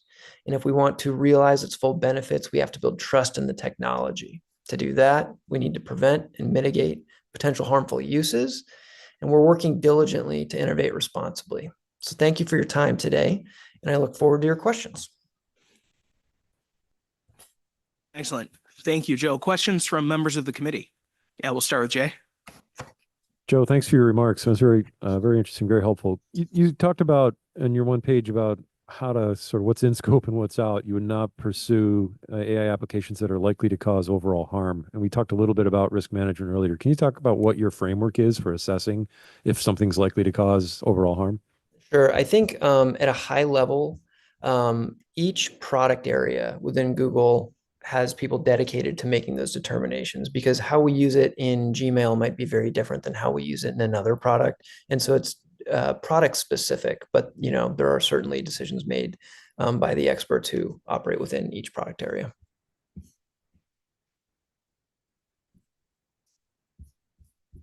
Follow up or feel free. Okay. Additional questions from members of the committee? Yeah, go ahead, Kathy. So first of all, I applaud the commitment of Google and others to really educating the workforce, because that's going to be a critical success factor, as we have seen. And, tech has taken a perspective of courses, badges, maybe certifications, but we don't go as far as other professions of licensing, et cetera. And in other professions, licensing, has you take an oath to do no harm and those kinds of things. Has there been any discussion at Google around moving beyond badges, certifications into formal licensing of professionals that are working with AI in order to ensure that there is a standard by which we're all holding ourselves to do no harm? I can't say that I've heard any discussions about licensing specifically. I'm happy to double check on that and get back to the committee. I do think that, there are a number of permutations by which the various kinds of trainings and educational opportunities can be provided. We see examples where they're included as standalone coursework, used as credit to transfer into a, community college or four-year university. And so certainly there's opportunities to, I think, structure these in different ways, but I will have to check back with you on the licensing question specifically. Just a quick follow-up from me to Ledge Counsel as well, because that licensing piece is kind of interesting. Is there any movement on licensing around AI? Sarah, you might actually know this already, so I'll start with you quick, and then Representative Armstrong, I know you have a question, but your question just spawned another question that we might want to be prepared to solve for as we come together at the end. But yeah, Sarah, go ahead. Yeah, so there have been studies. I think the last study I saw was in 2021. So it would bear potentially refreshing to see if there's anything new on this. And Brian, if you or the senator don't want to pull this, I can have our research services pull the study if that's interesting for people. So just let me know where we want to get the information from. But the studies that have demonstrated that specifically in the tech profession and the tech field, this is not to say that licensure isn't, good in certain contexts, so that isn't effective in certain contexts, that because of the way our profession works, the technology profession works, would require not just the concept of introducing licensure, but it would require completely reforming how companies hire and how they look for talent, where they look for talent, and how that body of work would all be materially changed. So it is a viewpoint. Studies that also suggest that the existence of an ethical code in its own actually does not help. Maybe even harms, because then people just go looking for places where they can work outside of that code. So again, there's two sides to every study. We know that. I'd be happy, like I said, to offer that up. This is why, though it was discussed early on, it continues to be discussed in the ethical and responsible circles. It has not taken hold. The belief in our profession is that if we continue to talk about it, we continue to have companies that, like Google, like Microsoft, and like others, who uphold to a standard, that will ferret itself out through the regular employment process of your skill set, and that we will let the employment process take care of somebody who's doing harm. So yeah. I love to hear every bit of what you just said, honestly, because that's what I was looking for, right? I mean, I don't think licensure is always the answer.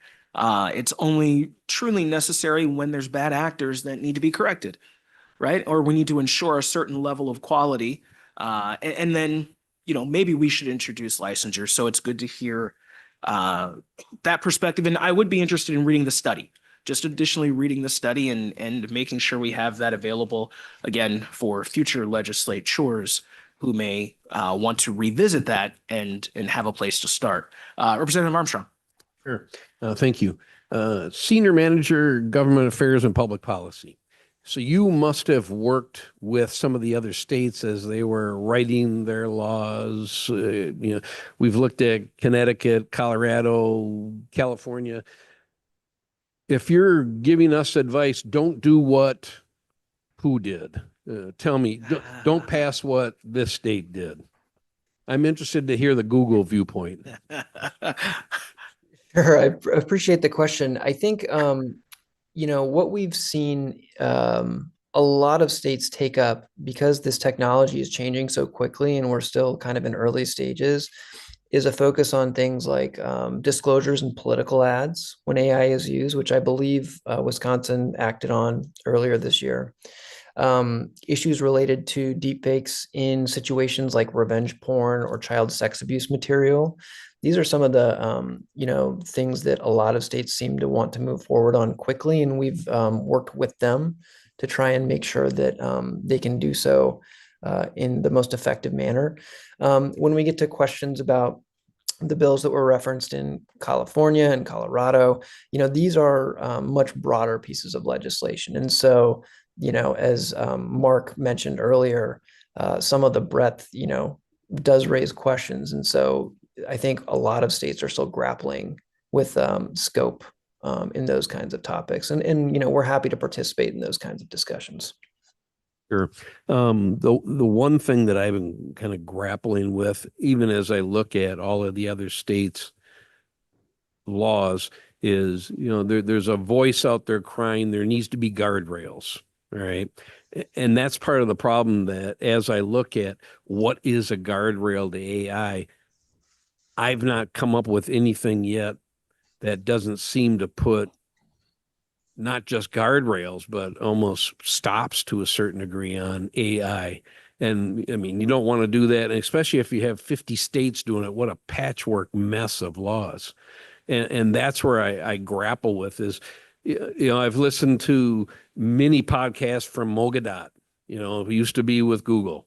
And it's fascinating as, with some of the things that he brings up as far as the wonderful things AI can do, and then some of the scary things. But again, how do you legislate that scary stuff out of it? And frankly, I've been bamboozled. I don't know how to do that, Dr.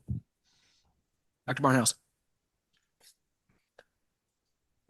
Thank you for being with us today. Great presentation. I'm just wondering a little bit about how you talked about how Google's working with higher ed institutions a little bit, both on the 2-year side as well as the 4-year side.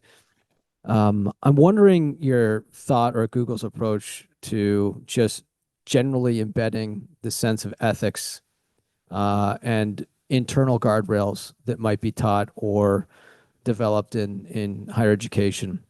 So what I mean is that laws, regulations they're great, but they don't stop people from breaking the law or doing what the regulation says, don't do this. And as I think about AI and the folks that we're working with at our own college in artificial intelligence, I'm wondering about the folks that are being educated or trained, but then are building their own companies in their garages or their basements, and maybe aren't familiar with or won't be aware of the laws that are passed, the regulations that are passed. How is Google working with colleges and universities to develop that ethical mindset as it relates to AI? And or do you have any recommendations for this committee about how that might be embedded in education, whether it's higher education or K-12?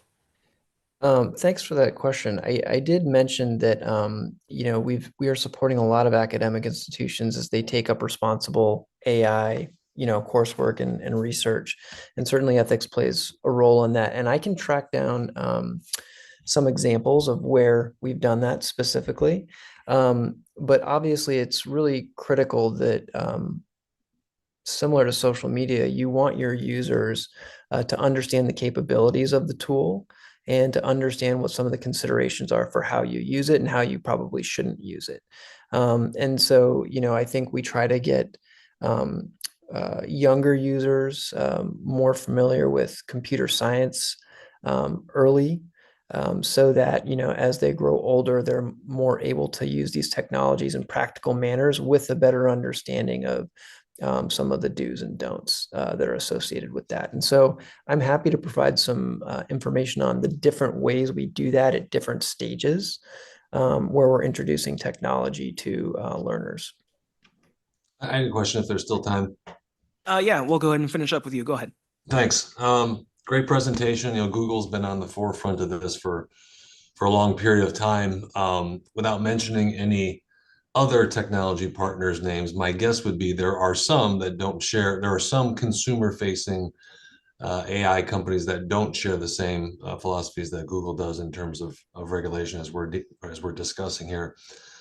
They might want to just gather more information about their customers to sell them more stuff, basically, and ignore some of the things around data privacy and ethics and so on and so forth. So is there any messaging to this group where you would sort of caution us against maybe other technology providers who aren't in the same thought process that you are, some things to be aware of?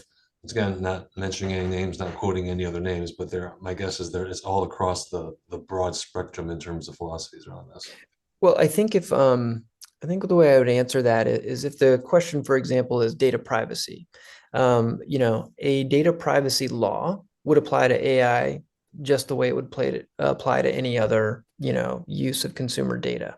And so that's one of the first things we think states can do to advance consumer protections that would apply to all companies. And so in Wisconsin, I think it's Representative Zimmerman's bill that's been considered previously. You know, that's a step in the right direction. I think we're happy to work with legislators to advance that because those existing statutes, if it's illegal for any other company or technology mechanism to do it, it's probably also illegal for AI to do, you know, to cause the same harm. And so, you know, data privacy is one area where we think you can protect consumers and give them some good baseline data privacy protections that would apply regardless. Yeah, great point. Thank you. Excellent. Well, thank you so much for making time to join us today, Joe. I really appreciate that. And if there are additional questions from members of the committee at any point, is it all right if we of course compile and send you an email with additional questions? Perfect. I appreciate that. Please do. Well, thank you for being here. Thank you.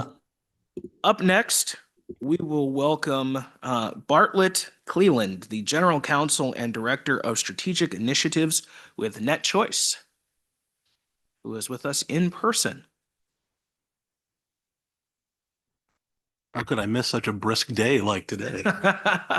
Good afternoon. Thank you for being here. Thank you for having me, Mr. Chairman and committee. I have to say quickly, I grew up south of St. Louis and people always argue that's the north. And I'm like, no, it doesn't get that cold. And I came up here today and it's measurably colder than it is back home. So this is the north. As you heard, I'm Bartlett Cleland. I'm General Counsel with NetChoice. You can read a little bit more about us in the submitted testimony, but we are a 501c6 trade association with kind of all the technology companies that you know and hear in your household. We represent them broadly in front of state legislators, federally, and in some cases internationally. Thank you to the committee. And honestly, you've heard this already, but I want to thank you as well to the state of Wisconsin for taking this approach as opposed to the ready, aim, shoot a process we've heard other places. I think this is fabulous and frankly puts you in the top tier of some states in a good approach to understanding AI, not rushing in with legislation first and asking questions later. As the committee is well aware, and as you've heard many times so far today, AI has been, I'll get back to that in a moment, and will continue to be a transformational technology in so many facets of our life. Health is just one standout. I think you've heard a couple references to that today, but following on Google's testimony, I'll at least mention Google's AlphaFold, which I believe they estimated took like 100 million years of research time and condensed it into months and have advanced in the field of health care and research a great deal. I can't tell you what any of that means. I can tell you it's very important because all the doctors say it's important. And then secondly, one that I do kind of understand in the world of pharmaceuticals, same thing. The pharmaceutical industry has taken the billions and billions of combinations of chemicals that can go together to create pharmaceuticals and have advanced the field of pharmaceuticals by literally 50, 60, 70 years. And so we now hopefully stand at a point where we will see personalized medicine. That is, it's a shot for me and not for you, et cetera, for people in our lifetimes. And wouldn't that be exciting? And it's all due to the advancement of the speed at which AI can analyze different combinations of pharmaceuticals. Now, at the risk of running into the old adage of everything has been said, but not everyone has said everything, let me go through my three categories of AI so you understand where I'm coming from and hopefully some edification for the committee.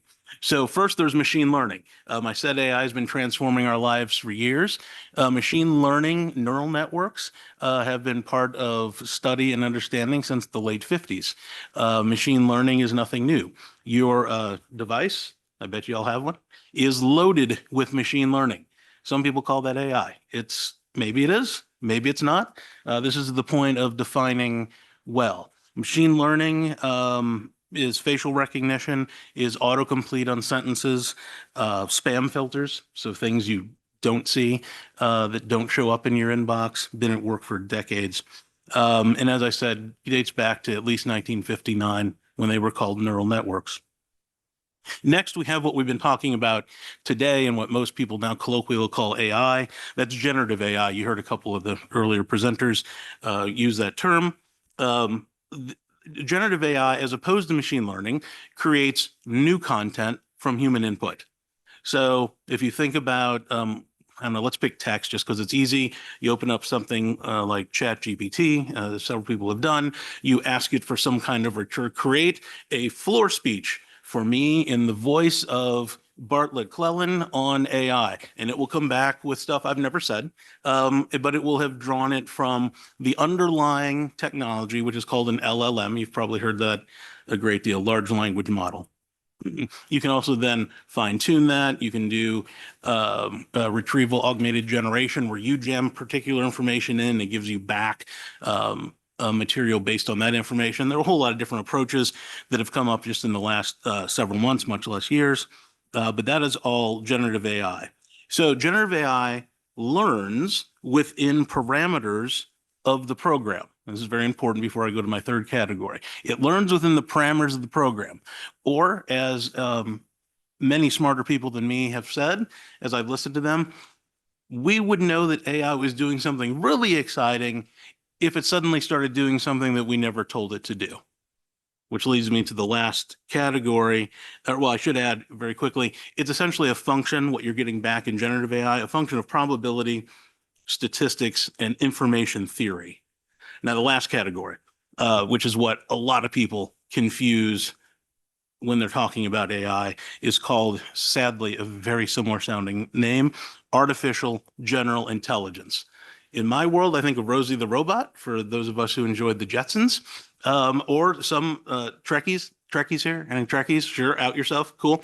Q on Next Generation was artificial general intelligence. It's science fiction, which is why I can't point to anything that exists in the real world.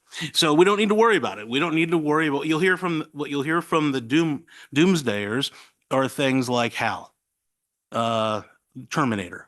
We don't have to worry about that. It doesn't exist. There is no through line from where we are today to that kind of artificial intelligence. One day could it exist? Sure. One day I might have a flying car like George Jetson had. I hope I do. But I can't tell you today that exists. There's no necessary clear path for that to exist. So we're not particularly worried about the science fiction. And I would suggest that legislation should never be adopted to address science fiction. Finally, as just a general definition there, you can think of that as the kind of artificial intelligence that would meet or surpass human cognitive ability. Not be able to spit back what you've asked it to, cognitive. It could think like you think. I mean, put sentence aside a second, that would actually be Q. That's a whole different level of AI, but it gives you an idea of where we're talking about today. So we heard a whole lot of discussion. In fact, the point of this whole committee is to discuss whether we need more regulations, and legislation, as I've heard put. I'm here to deliver some great news.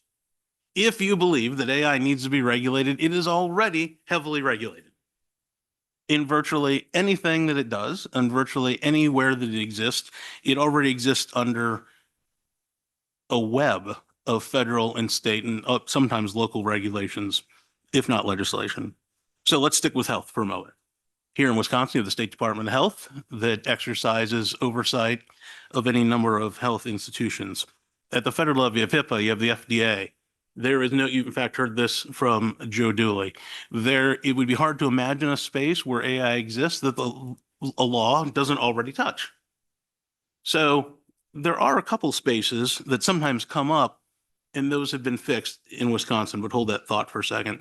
I like to pick banking because I know that area a little bit. So here in Wisconsin, you have state regulators, you have federal regulators, you have fraud laws, you have the attorney general. Whether the scams with banks were done with AI or not, they're all still illegal. People still go to jail. And at the end of the day, what we should look at is the outcome, not the goal of slapping something into law or into regulation that says artificial intelligence, with an exception, and actually with a couple exceptions, and I think you heard them from Joe Dooley as well. There are several laws that have been on the books in several states, including here in Wisconsin, that depending on your reading and depending on the jurisprudence, the use of AI might suggest that you could skirt the law. So the one that is typically, this is a tough example to give because there are a lot of First Amendment problems with it, but it is kind of a black and white, so I'm going to use it, but don't fixate on this one.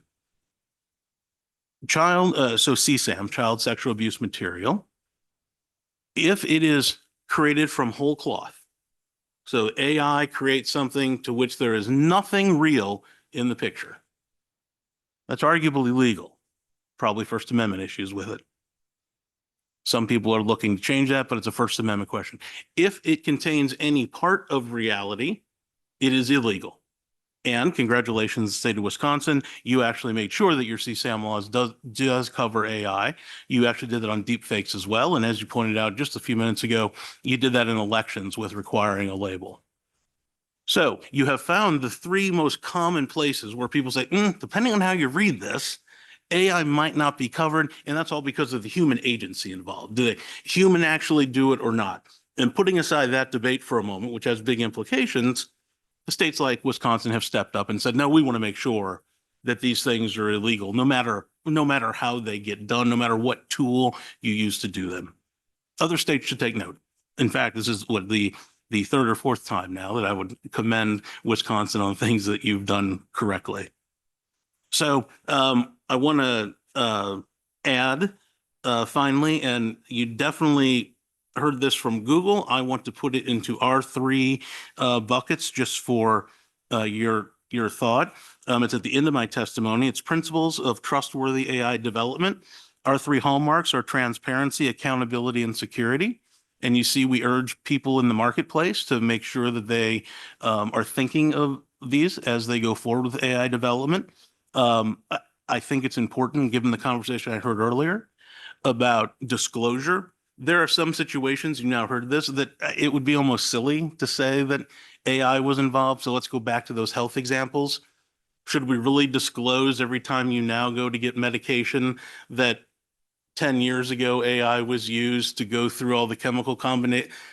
It offers absolutely no illumination for the constituent that's what was done. Perhaps different in the election context if someone has changed a video. And we've seen a couple examples of that coming up in this election, although in none of the cases has it actually been AI. It's been Photoshop, which is not AI, it's machine learning. So it's important to keep in mind. But the point is still there that and sometimes we need that kind of transparency. Accountability is just what I talked about. If there are laws that exist, then AI should come under those laws as well. And finally, security, and that is urging not only companies but individuals to make sure they understand how their information might be used, and to urge companies to keep that data secure, however it is being used in whatever. This is a general principle, not necessarily just for AI, but more generally. So in total, understanding AI is a critical place to start. Y'all are on a great path. Number two, not acting before there is cause for concern.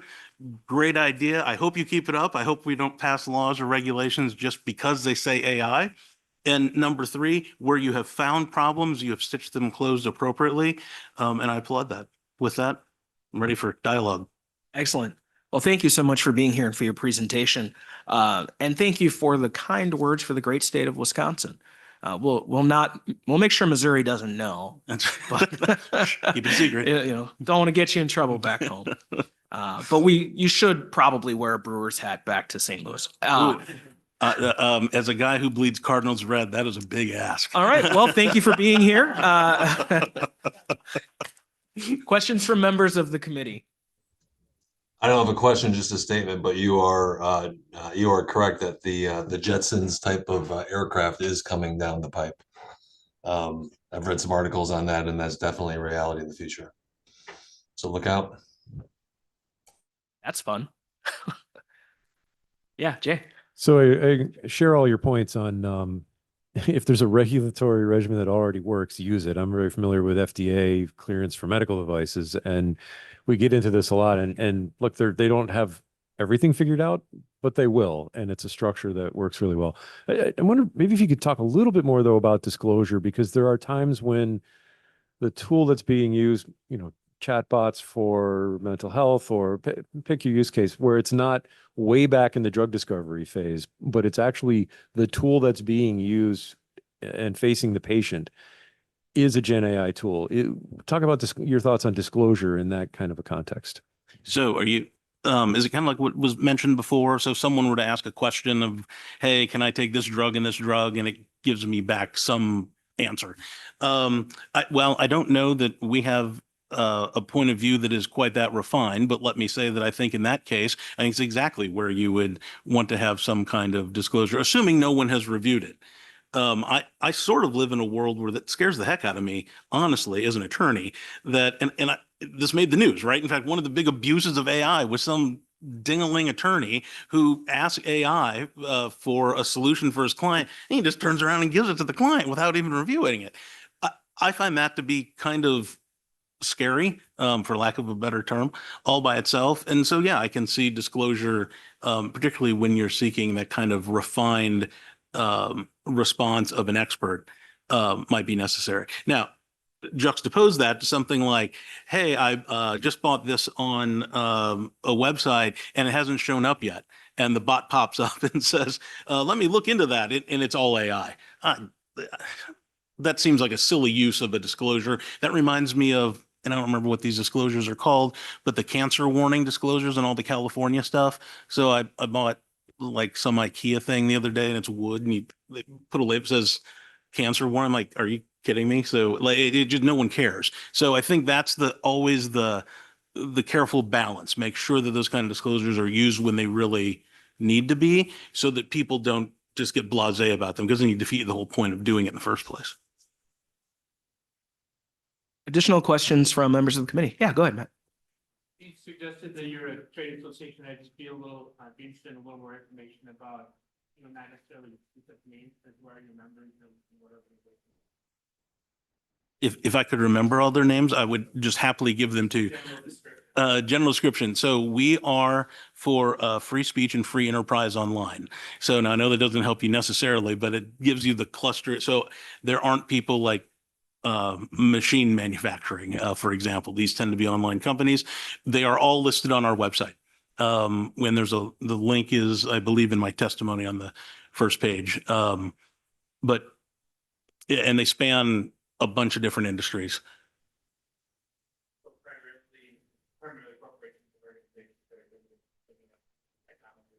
Yeah. In the what space? In the ad space? No, not necessarily in the ad space. Oh, can we share that list to the AV people so they could just put it up for us real quick? Perfect. Perfect. So, but companies that are doing business in technology in general, or? Oh yeah, 100%, and online. Yeah. We'll have it pop up here in just a moment for us. I'm happy to rattle some off, but then I'm going to forget somebody, and then.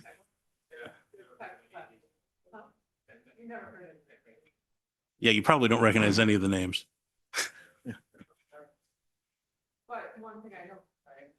Yeah, go ahead. One thing I noticed is back to some of our earlier questions about the fact that these are not companies based in any particular state that might be, any one single state doing business in one single state. They're all over the place, right? Too. So I think this speaks to a lot of the things that we've been talking about with, take any brand name off of there, having to do a patchwork quilt understanding. And at what point do you just decide, which, full circle to what we're discussing with Google, where you just say, listen, this is our standard, and this general bar that we could place will meet all of those state requirements, because this is just where we're going to operate in some cases. Yeah, to your point, all of my members have that same challenge. They operate without regard to state lines. Some very recognizable companies. And hopefully you guys frequent all of these companies very often. and if not, I'll leave you that as my urging. Is if you don't know one up there, check it out and engage. Excellent. Additional questions from members of the committee? All right, hearing none, I will just leave you with, while you're here visiting our state, Please frequent any bars, restaurants, and tourism, and make sure you have your wallet on you. Thank you for being here. I will do that, and I will send you a Cardinals hat. No thanks. Thank you. Thank you. We are actually going to skip and come back to Mary Snapp with Microsoft. The room that she will be testifying from is not ready for her, and since we are a little bit ahead of schedule, we will go ahead and come back to her when that room is ready. And at this time, we will go to Anna Engelhart, the general manager of WKOW Television, and Randy Hawk, the program director of Midwest Family Radio.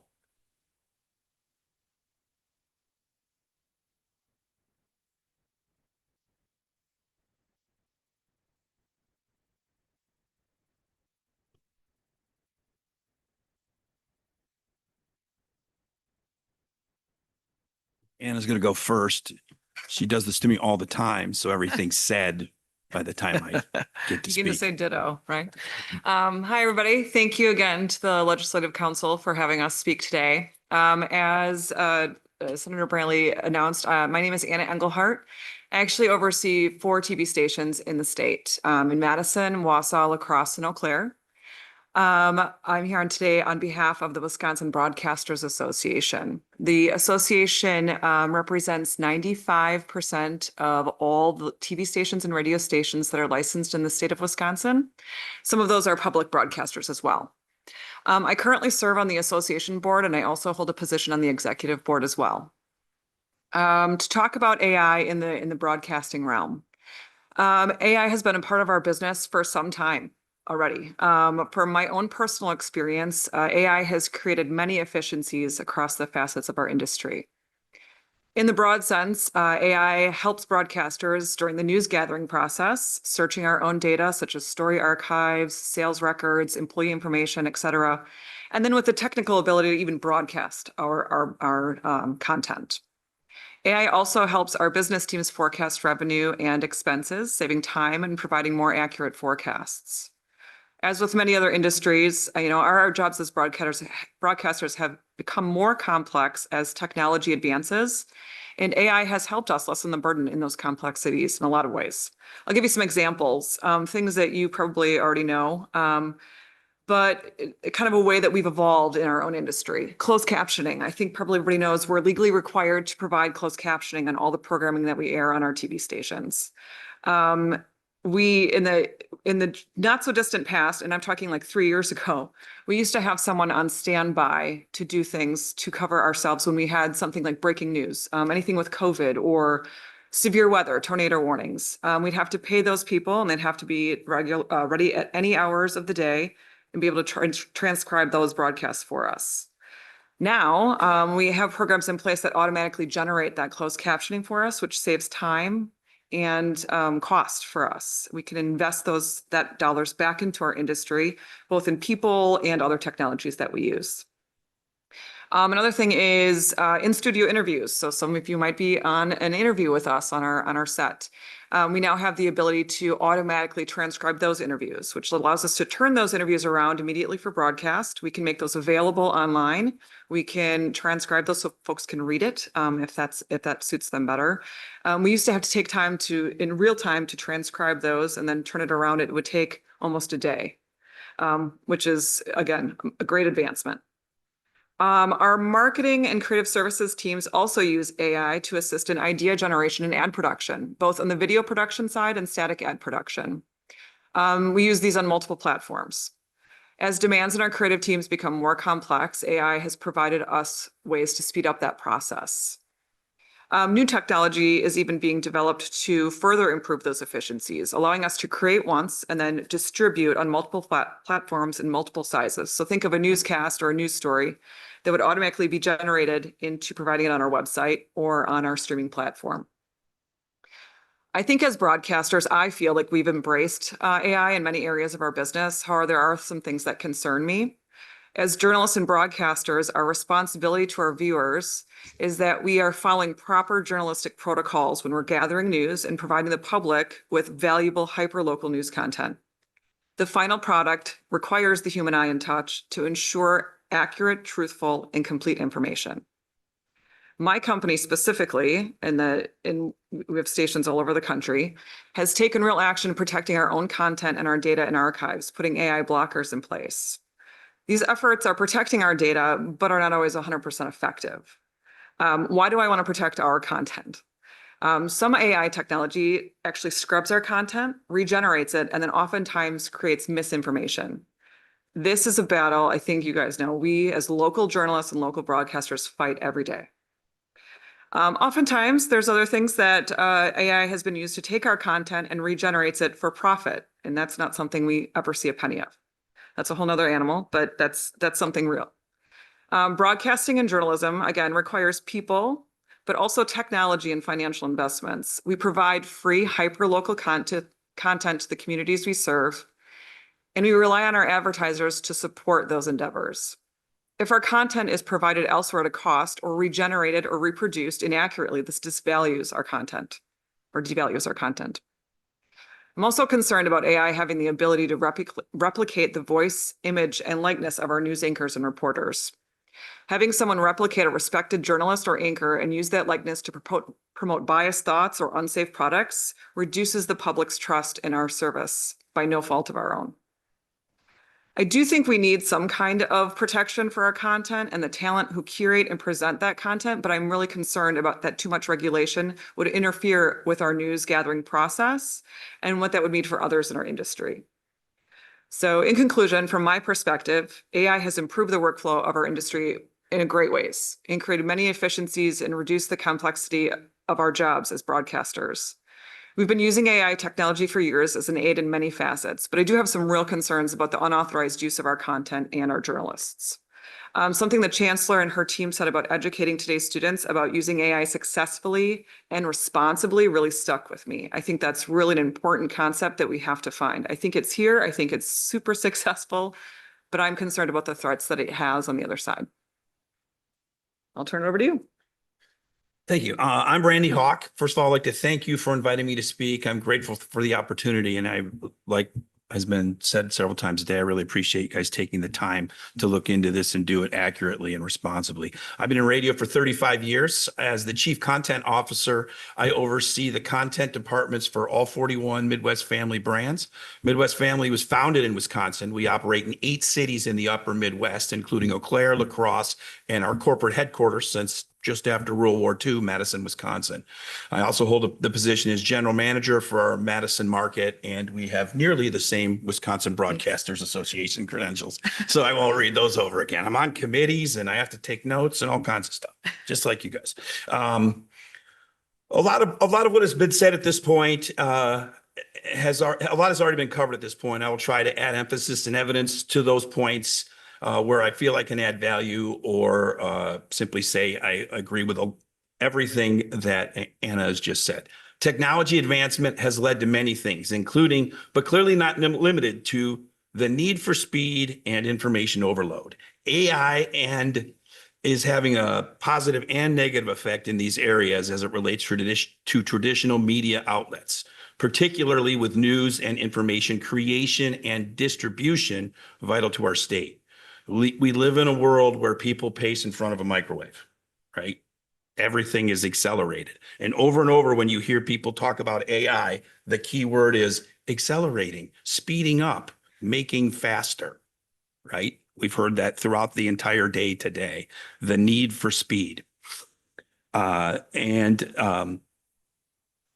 combined with the ease of curating through AI, combined with the lack of focus on journalistic integrity and checks and balances, is the recipe for harm to our industry. Fact-checking, truth and evidence-based reporting are becoming more and more infrequent, and AI has accelerated this decline. Journalistic integrity is under attack. Theft of content is rampant. Traditional media outlets such as television and radio have high costs in creating all content. We are local trusted broadcasters. Our photos, our writing, our videos, our logos, our graphics are being captured and repurposed without fear of reprise for the existing laws being violated. It's essential, the equivalent of walking into the store and helping yourself to whatever you want, failing to pay for it, and setting up a store across the street and selling their stuff be stopped in our industry. Several AI tools utilized in our space, primary function is to scrape and generate content using the internet as a source without attribution or financial considerations.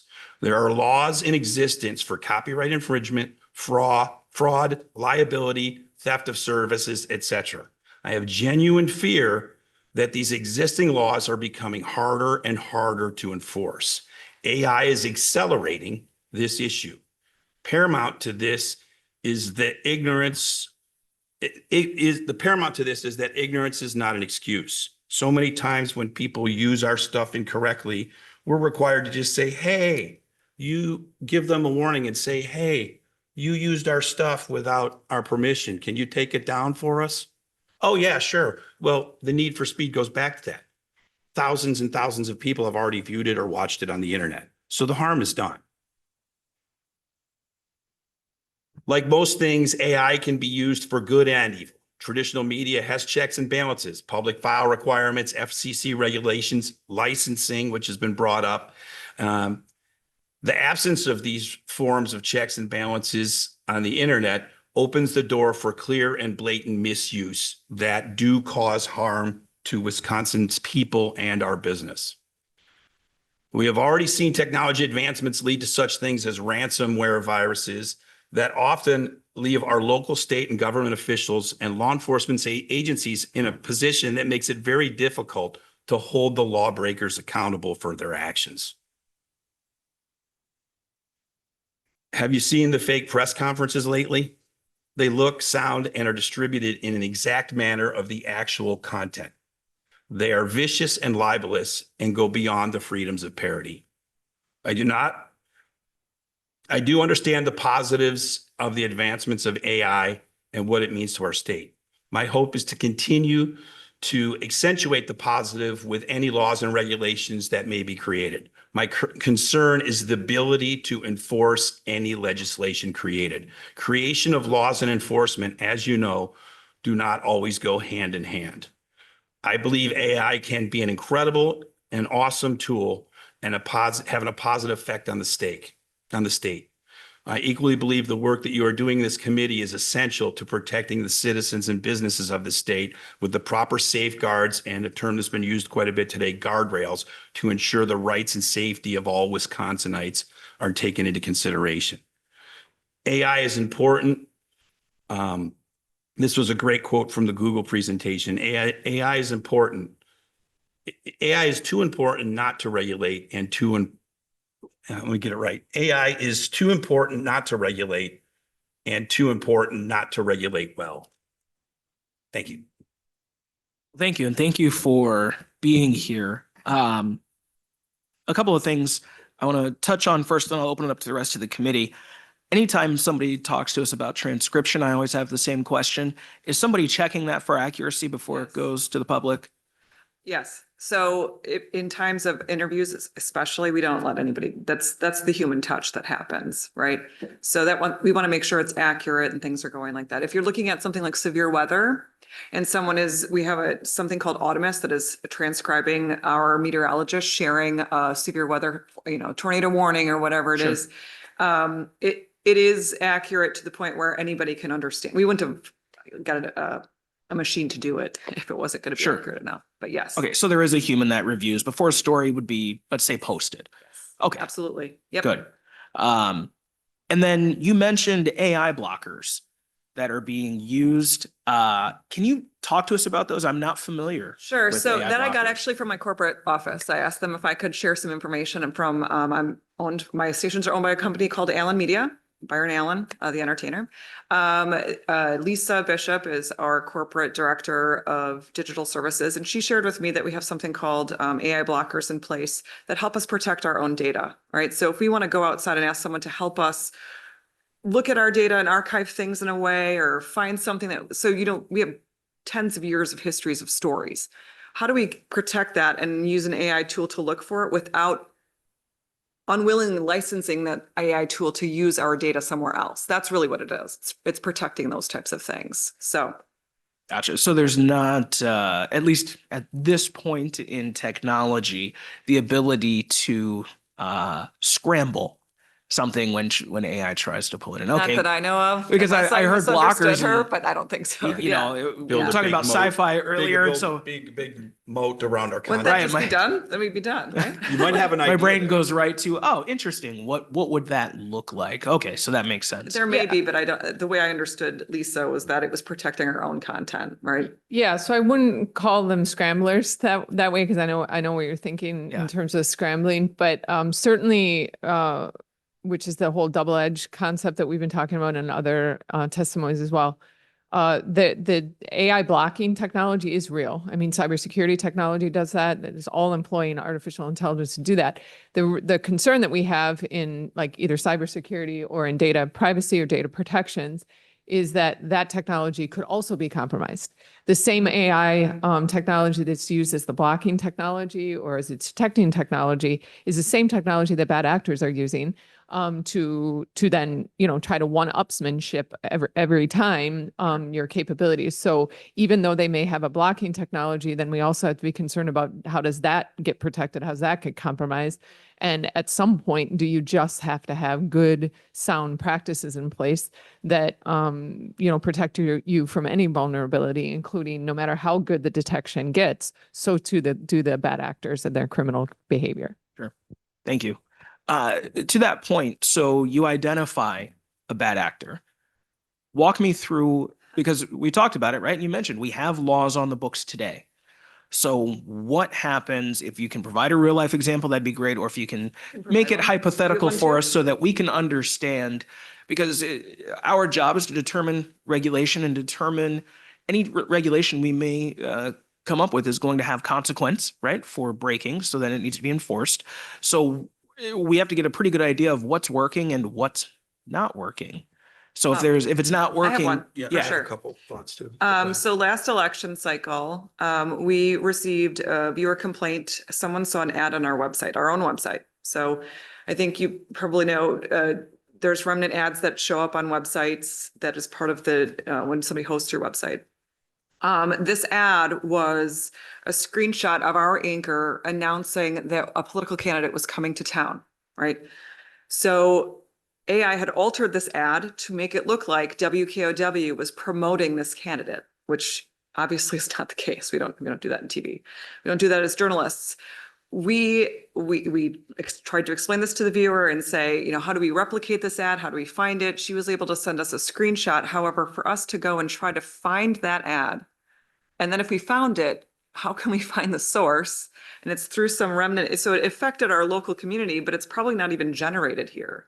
So that is, yes, we want to protect ourselves from that. And yes, we could take action, but where do we start? That's really the question. And I don't know the answer, obviously, but that affected a local viewer who thought her local TV station was promoting someone who she opposed as a political candidate. And that is a battle that I had to fight with this viewer because I couldn't unequivocally prove to her that we didn't do it. That's where we got stuck. sure. So when it comes to, just a follow-up question Yeah. on that portion, then when it comes to the ad space that you sell, Mhm. do you have a way to shore that up to ensure that We can try, yeah. you can source that better? Or is it, I'm not an expert on selling ad space, Yep. but if you control your ad space, are you able to then try to get to the root If we can cause of find the that? source, we can block it. Yes. My concern is this, where is that ad showing up in the Madison community, right? What other Sure. websites is it going to? What other places are they selling remnant ads to that nobody's calling us about and they're not blocking it? Sure. That's really a big concern. Sure. Yeah, go ahead, Sarah. It might also not be your control because if Right. they're subscribing to that service from a third party, we talked about this in the contract discussion. If they're subscribing to that indemnification may have to turn to the third party that they're subscribing to that ad service from. It may not even be in their control. Sure. Really tricky. Thank you. Just a technical question on that. Go ahead. Go ahead. I was just going to say, is this a copyright claim that you'd be pursuing, or are you just mostly talking about contract law? When you talk about unauthorized, is it a violation of contract law or is it a That's a violation of great copyright? question. So I would say the digital space is kind of the wild, wild west, in my own opinion. There's not a lot of laws or things in place, and not that I want a ton of regulation, but it's my content as a journalist, as a broadcaster. There's a whole bunch of laws and regulation on the broadcast side that would protect me. They don't really protect me on the digital space. Thank you. We have to follow a lot of things like cease and desist and try to get things taken down. And then any action to get any of the money lost or time lost Right. has to become a civil action, right? Yes. And that costs us more money than it's ever worth. Most of the time they offer us just to take it down. And when you start to look at the legal costs in getting back any harm cost to us, they usually, the costs outweigh the benefit. And so we just end up taking the punch. Another thing that I think is probably way too big of an umbrella issue for a committee this size, but the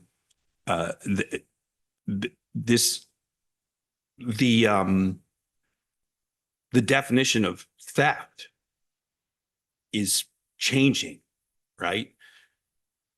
People don't consider watching a movie for free on the internet stealing it. People don't consider downloading a song without purchasing it as stealing it, but it is stealing. And also the look of some newer technical companies as far as as some of their intellectual property. Facebook and Facebook and several social media outlets, they don't discourage anybody from grabbing their logo and slapping it on everything, right? That's not necessarily the way a lot of brands, and particularly my radio station brands, operate, right? We don't want you building a website about your band with one of my rock station's logos on it. We don't want that, because now all of a sudden your band looks endorsed by my product. And they feel no harm in going to our website, right-clicking on that logo and stealing it. So when it comes to AI stealing our content and things like that, a lot of it goes to copyright, but a lot of it goes to, I don't want to sound like the 57-year-old in the room, but there's a generation, in terms of content, there's a generational difference in the definition of theft. Thank you. Additional questions from members of the committee? Yeah, go ahead, Kathy. Mine's a little different on a different path, but if you look at our political system, it's a very polarized system right now, largely because of algorithms that feed us content that we want to receive. When you think about how you structure your content and determine how it's fed, how algorithms are feeding there, is there anything we can do there that brings the country back together by hearing similar things as opposed to being fed very dissimilar information? So as a newsroom, right, as a broadcast journalist, we try to be as unbiased as possible and find sides of both things all the time. We have no way to control any algorithms of what spits out what to viewers or on the digital landscape. So I guess that would be my answer. We don't have any control over that. It would be us only making sure our own newsrooms are as unbiased as possible. I don't feel like we've tried to create we actually created a radio station in WTDY in Madison, Wisconsin, where our bus sides on the side, our advertisement on the sides of the bus went left with a left-wing host, right with a right-wing host, left, right. And it looked like it was the creative was a play on marching, right? Station was a miserable failure. It's a sports station now. So unfortunately, people's ability to curate their own life experience is way too vast now for us to be able to. I wish we still had some of the power that we used to have. There used to be the Malcolm Gladwell book about the tipping point, how is more true now than I think it's 25 years old, but it takes a lot of small things to create one catastrophic thing. it used to be when a radio station or a TV station changed anchors or changed formats, everybody in town was talking about it that day. Now it takes us 3 months to people know. I had a radio station in Madison, the Lake, that we changed 3.5 months after we changed it to jams, went from classic rock to hip hop. A lady showed up at the station and complained and swore she was listening to the Lake on her way there. And the station changed when she was coming, when she went into the store and came out. So it just, they're just not paying that close of attention as they used to. Thank you. Additional questions from members of the committee? This is our chance, guys. This is the media. We can ask them the questions. And I would also like to point out to the committee that we have not one, not two, but 3 Brewers affiliates in Wisconsin. For and how many Cardinals affiliates do you have here? 0. 0. Perfect. Oh. Just like their playoff appearances this year. Ouch. I made him leave. I don't know. All right. With that, thank you so much for being here. Thank you, for your everybody. testimony. Appreciate you. We appreciate your time. All right. Our final presentation will be Mary Snapp, Vice President of Strategic Initiatives with Microsoft, who is joining us virtually. Good afternoon, Mary. Good afternoon, Senator. Thank you so much for having me. Really appreciate the time. Thank you for joining us. Very good. Do you want me to just get started? Yes, please go ahead. Okay, that sounds great. Well, first, again, thank you, Senator, and a special thank you to Matt Kirchner as well, who facilitated the introduction. I really appreciate that. Had an enjoyable hour with him on one of his podcast sessions a bit ago. And I have to tell you, I'm in this background, looks very sci-fi, but we are at the Downtown Convention Center in Seattle, which is a brand new building that was completed just about a year or so as we came out of the pandemic. And we're having a 3-day session with all of the folks in corporate, external, and legal affairs. So we're breaking away from the session to do this. I'll also tell you that, Green Bay and Wisconsin is sort of a second home to me now. I'm collecting second and third homes now as I'm doing work around rural areas of the country for Microsoft, and have made, I'd say, 3 or 4 trips to Wisconsin in the last 12, 15 months. Most recently to Green Bay, I brought a group of 30 corporate sponsors from FFA, used to be the Future Farmers of America, to come and see what was going on at Titletown Tech and in Green Bay, and to take a look at the innovation hub there. Ooh. So it was really, it was a great day. I will tell you, though, that I am missing right now, as we're talking, a few of the cheese curds, for which you all are famous for. Maybe they have them in Menominee too, I don't know, but they certainly have them every place in Green Bay. So thank you again for asking me. Let me sort of get right to it. I wanted to start just with a little bit of an overview of artificial intelligence and how Microsoft is seeing the work with AI. There's been such a big hype in the last 2 years, ever since the launch of ChatGPT with OpenAI.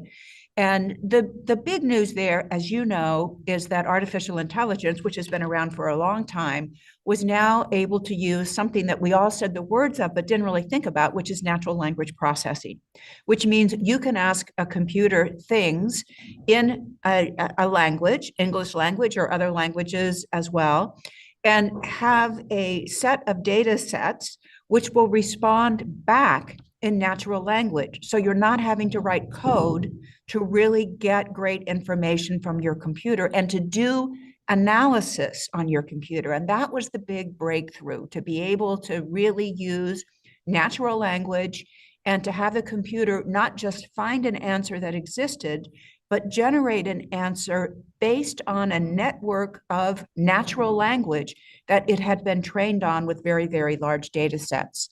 So tons and tons of hype, most of it positive, but at the same time, a lot of worries about existential threats. We won't get into all of the Terminator stuff. We've gone past all of that, but I think it's safe to say that the hype actually preceded and continues to precede the maturity of the technology.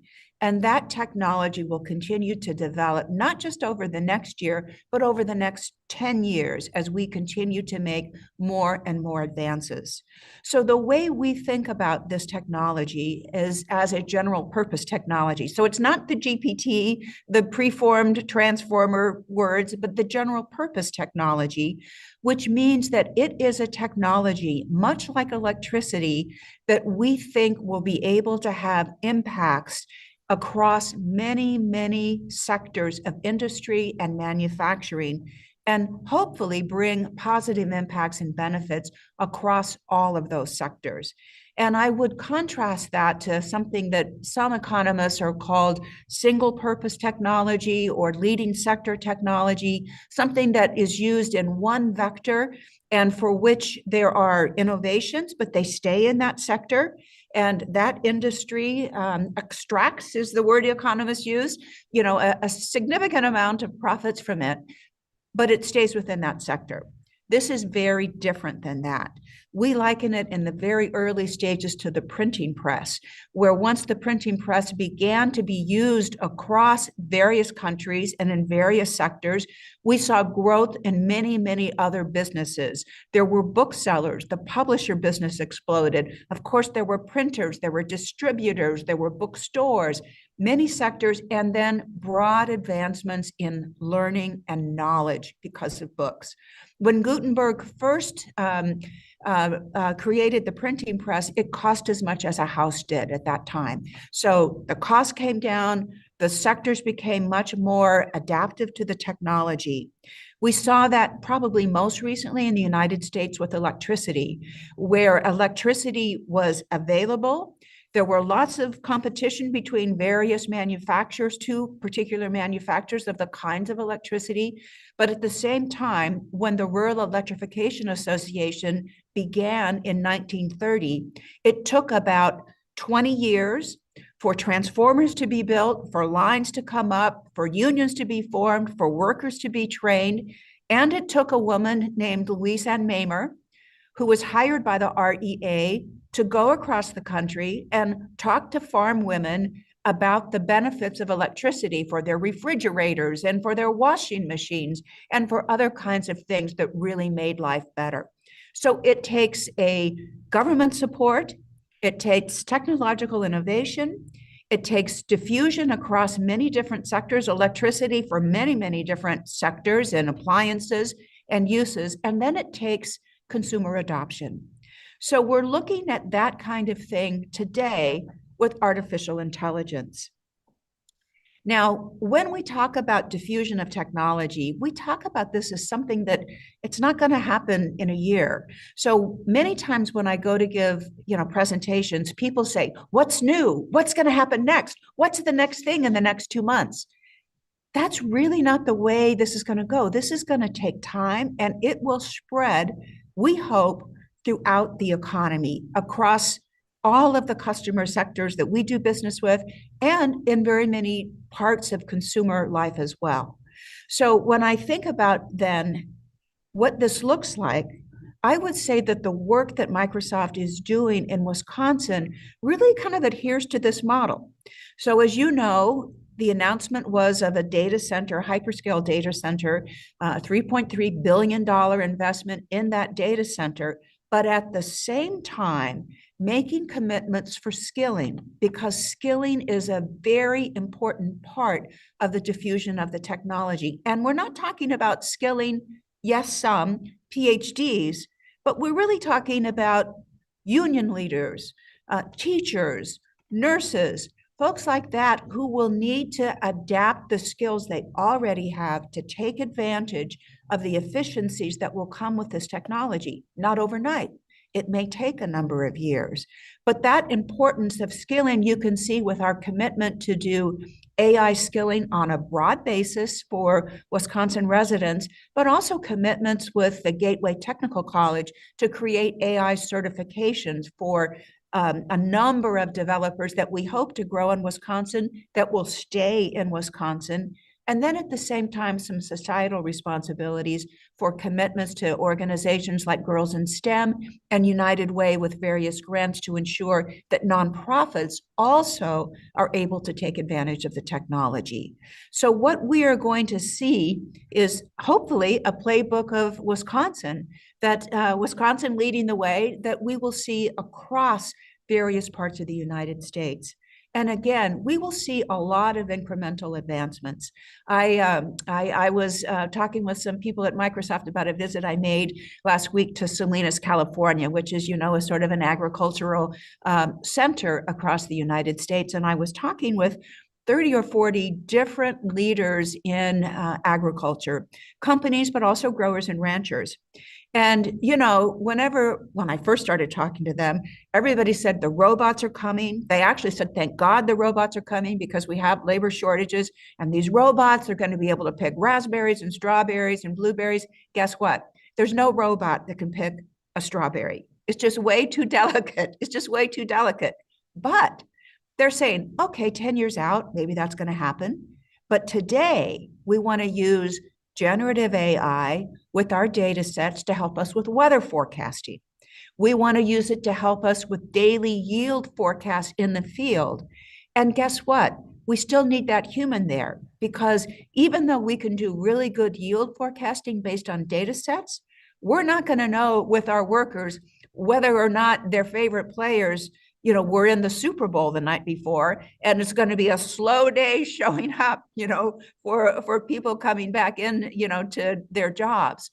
That's going to take a human to know that and to be able to do that sort of yield forecasting. So it'll be a combination of these incremental advancements, ongoing skilling, and at the same time, still humans really being involved. So as then we think about, I think, the topic that you all are focused on, which is more in the areas of ethics and privacy and consumer protection. You've probably heard from Google and others today about work that that company and ours as well is doing in an area that we call responsible AI.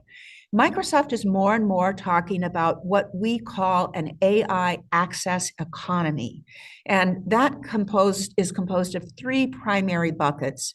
The access part is ensuring that other companies and corporations will be able to take advantage of being able to use large data sets and doing analysis on those data sets through the infrastructure that we're building out with data centers, for example, in Green Bay, but also enabling broad access with our Microsoft Azure compute facilities to all kinds of large language models. So today in Azure, we have about 1,600 different large language models running our compute with various companies who are working on their own needs for data and data analytics.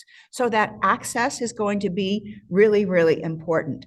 We also think about choice and fairness, so that if you come to use our models and you want to go someplace else, that we can easily enable you to do that, and that we will expose some high levels of what we call APIs, application programming interfaces, so that people will be able to easily hook in and to use the technology, and will publish those. So again, it can travel with them.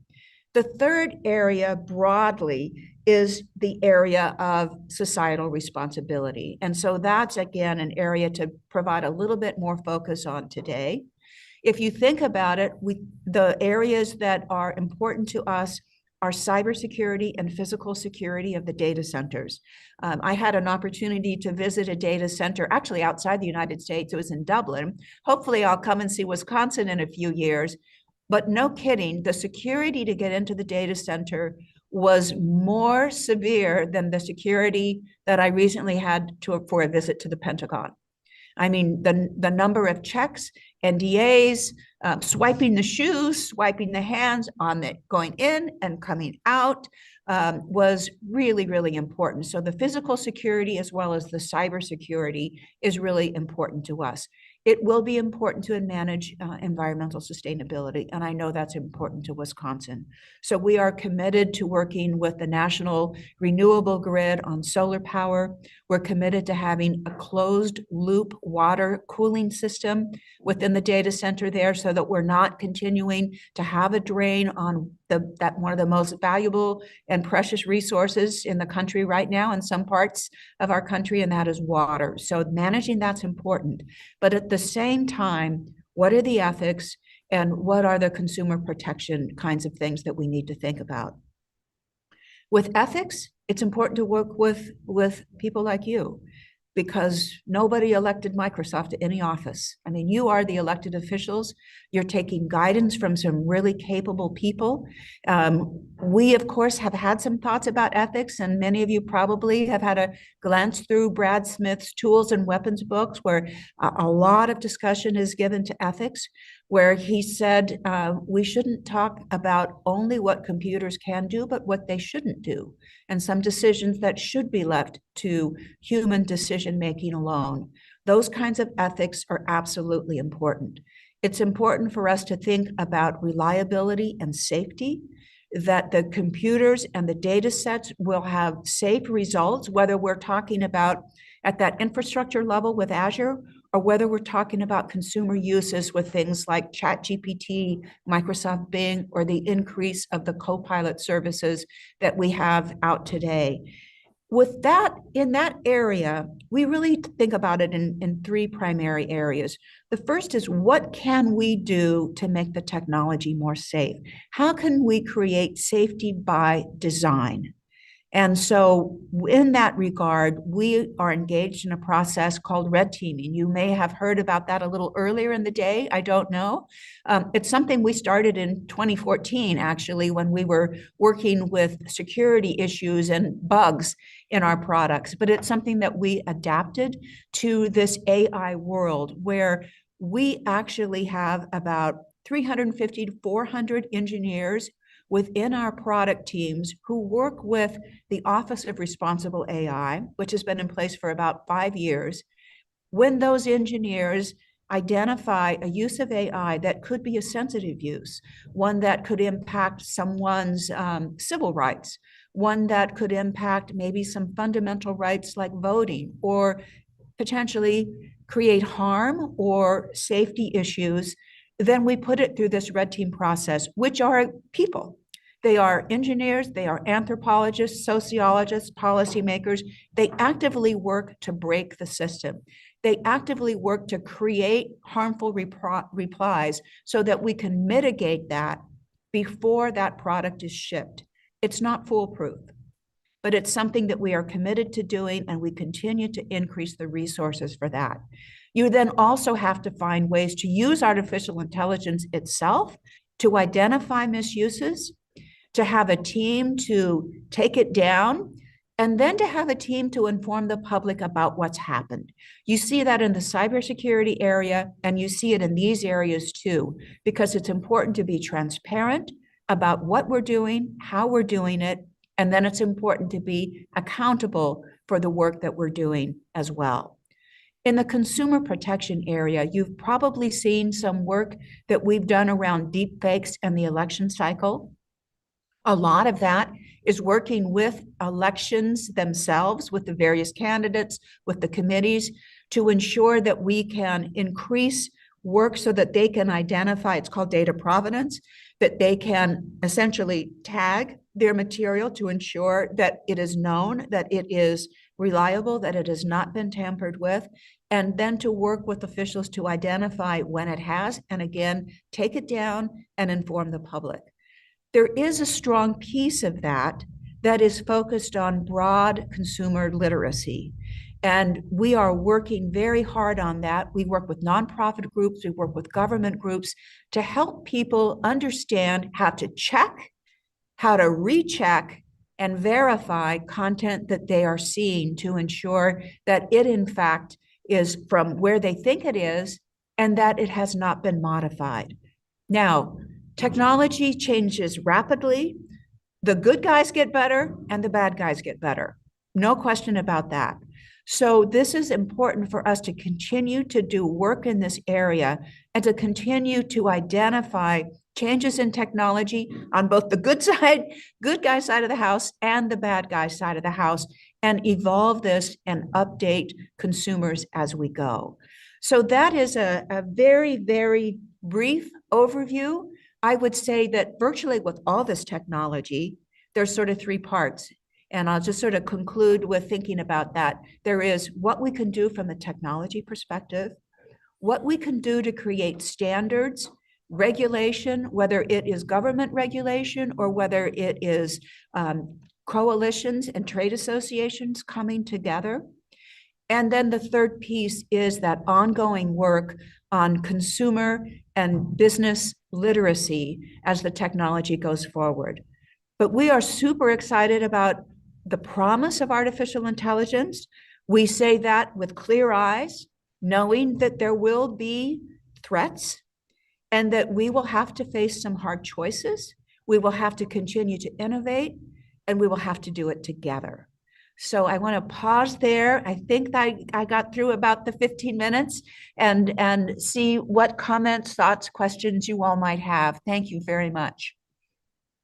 Thank you so much for joining us and for your presentation. I will open it up to questions from members of the committee. Yeah, go ahead, Matt.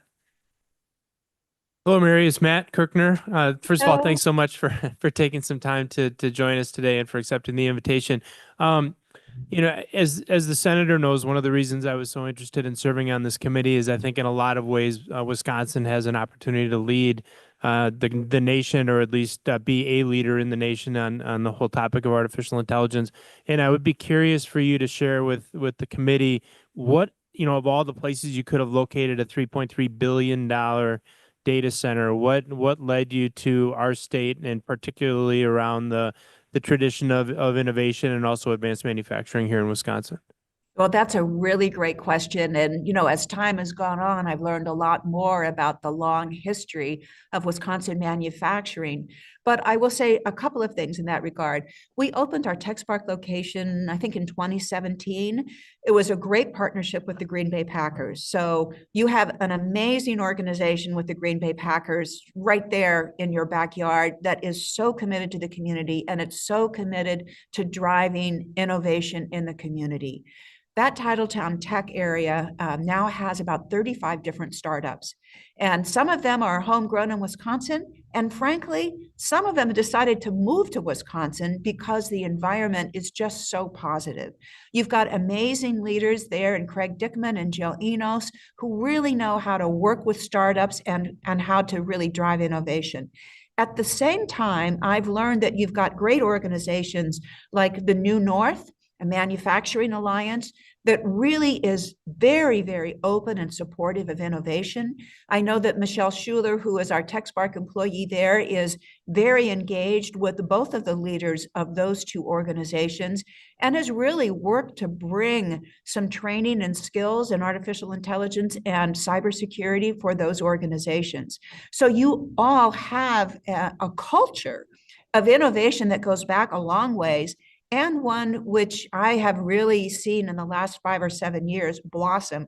I will tell you that the corporate sponsors who came in June from FFA, and they are groups like Corteva, John Deere, Syngenta, Tractor Supply, were blown away by the business environment in Wisconsin. And the fact that we could get the kinds of permits that we needed in relatively short order, not that it was rushed through without analysis, but in relatively short order, was immensely important in making those decisions to locate data centers there. And not just a data center, but one that's going to be one of the most advanced in the world. Now, part two, skilling.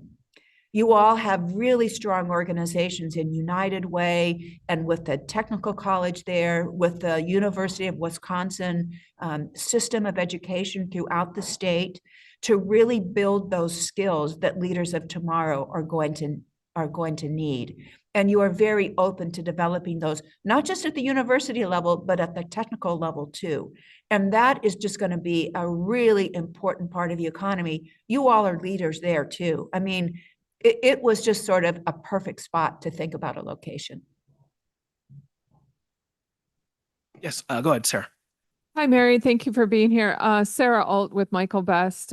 Great to meet you. I first would like to just commend Microsoft for, even if you were not personally involved in this, I'm sure that you were ecosystem aware that you are one of very few of the tech companies, whether they be your competitors or your peers, that are actually giving notice to companies and to subscribers regarding your requirement to opt in for the generative AI and LLM training models.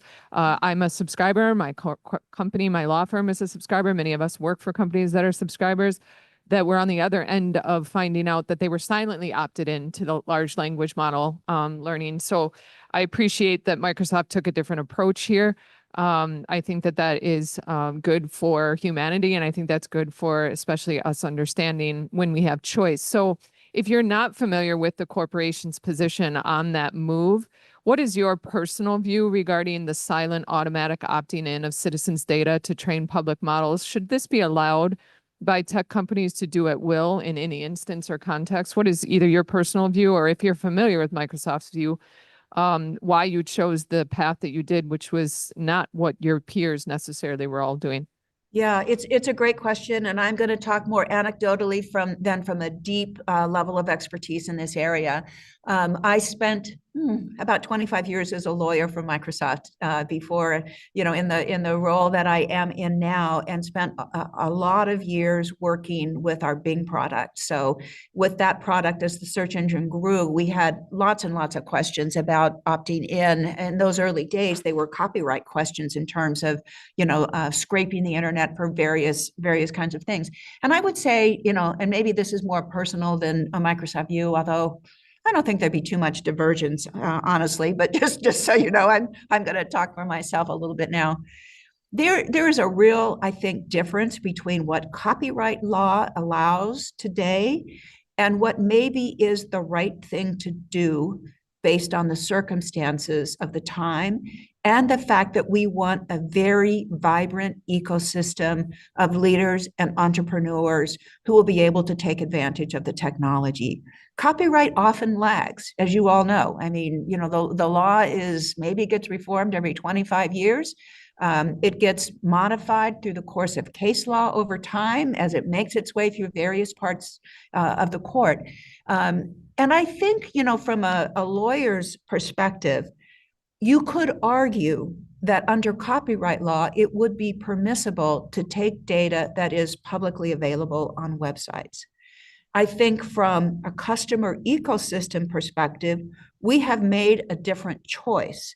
And we do that because we think it is absolutely important for an ecosystem to thrive, for companies like you to thrive, and for the technology to grow and for it to be fair for everyone. So that's sort of a broad view. I mean, I think there's differences between copyright and where we should be in terms of thinking about our customers and our partners. Not always. And copyright law may well catch up to this issue.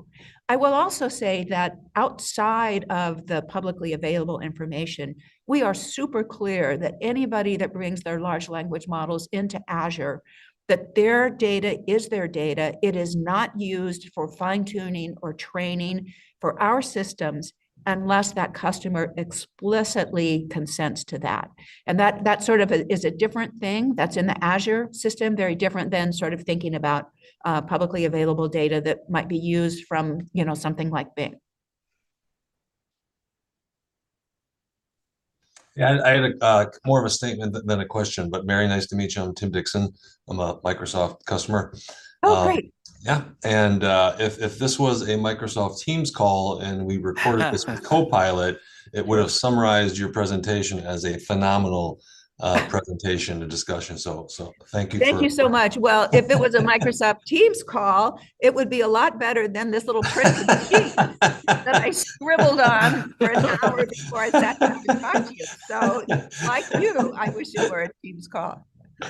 Anyway, I just wanted to point out, and one of the many aspects of the $3.3 billion investment, in addition to all the other things that you talked about, is the Connected Systems Institute at University of Wisconsin-Milwaukee. Some of us in the room are actually part of that advisory board. That might be a good presentation at the final one, by the way.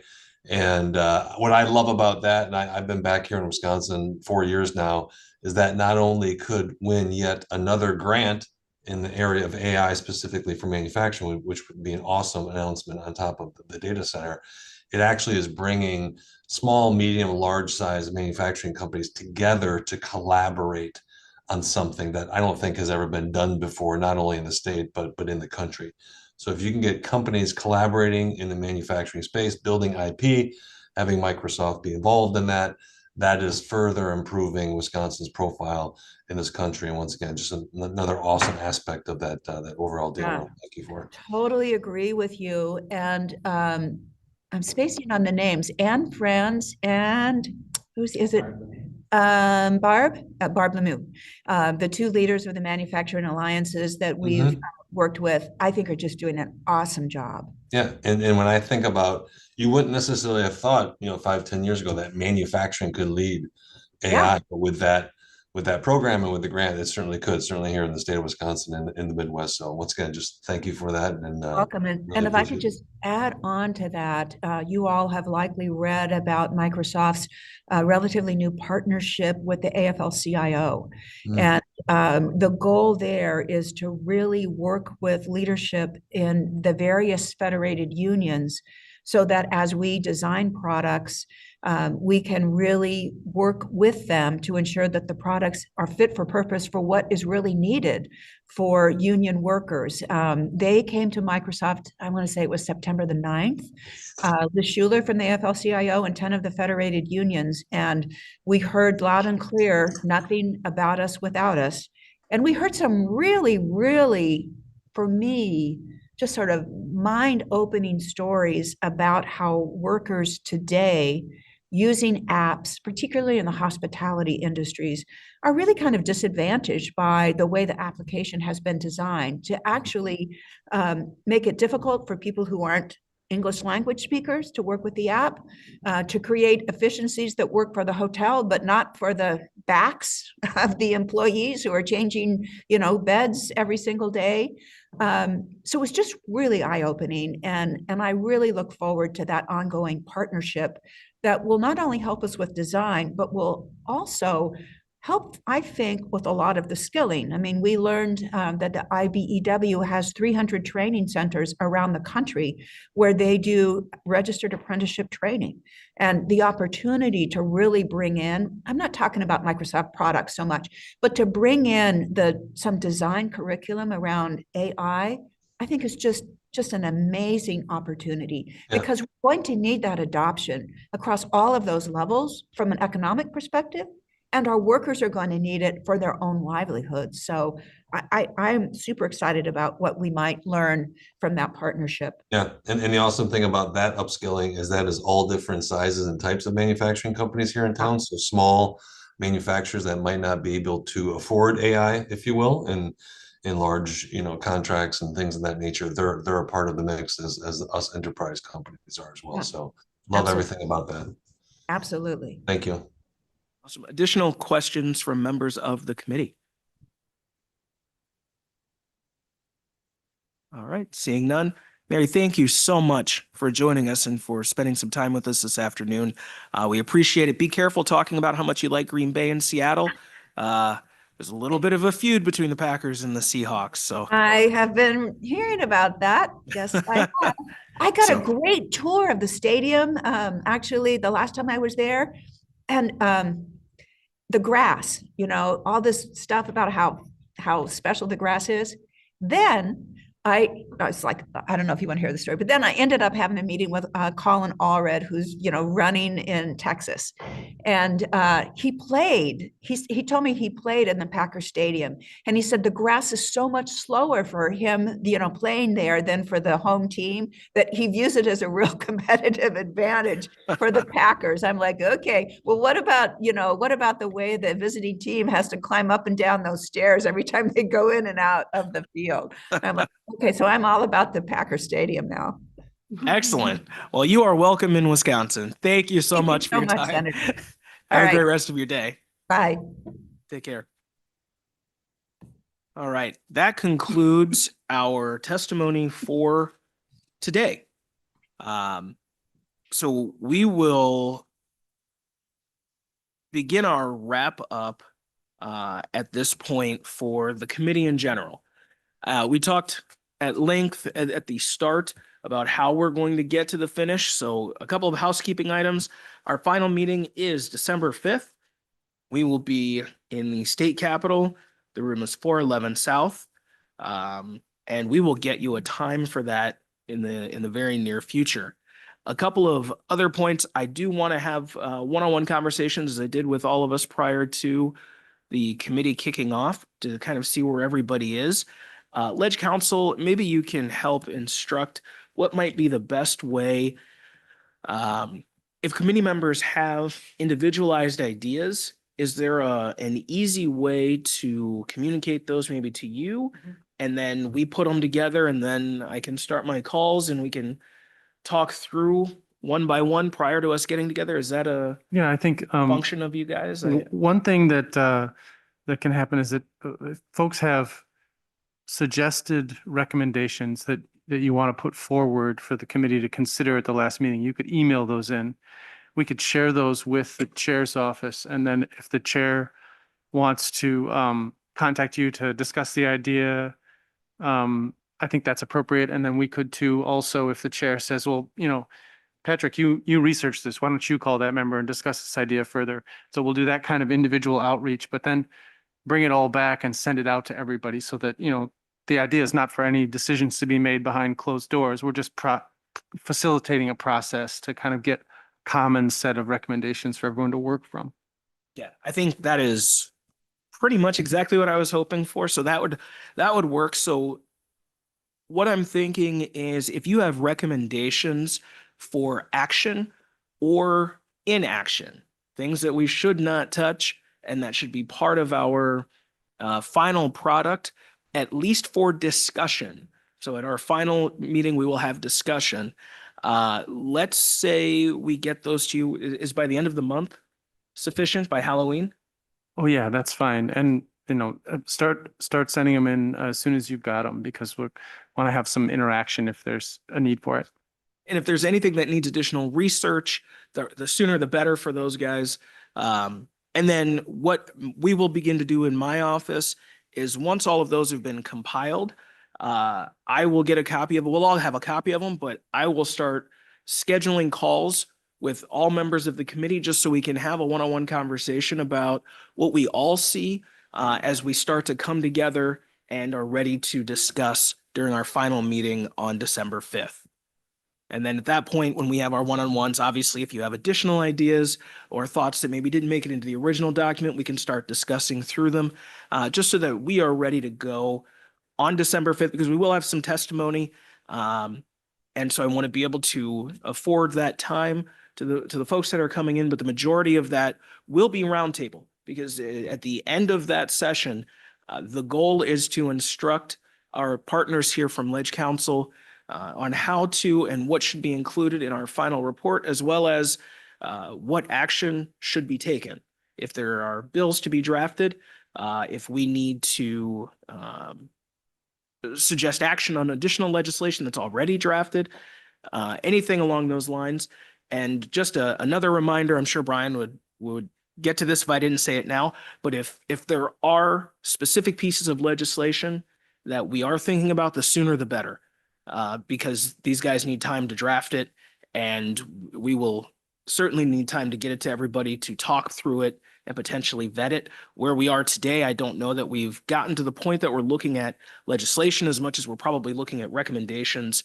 Guardrails have come up quite a bit and things along those lines. But if there are any changes to that, the sooner the better. Just a clarification on the on how we would work with drafts. So I think that, you know, recommendations certainly can be putting forward a draft and showing that to the Joint Legislative Council and saying, you know, our committee recommends that you consider introducing this draft, or just recommendations that are in the final report. Same thing. You're just saying to the Joint Legislative Council, you should pursue legislation that captures this idea. So if you point us to a piece of legislation that's already been developed, that's something that can happen with you just contacting one of us in between now and the next meeting. And then at the next meeting, the committee can look at that developed piece of legislation, and maybe that's the form that the recommendation takes.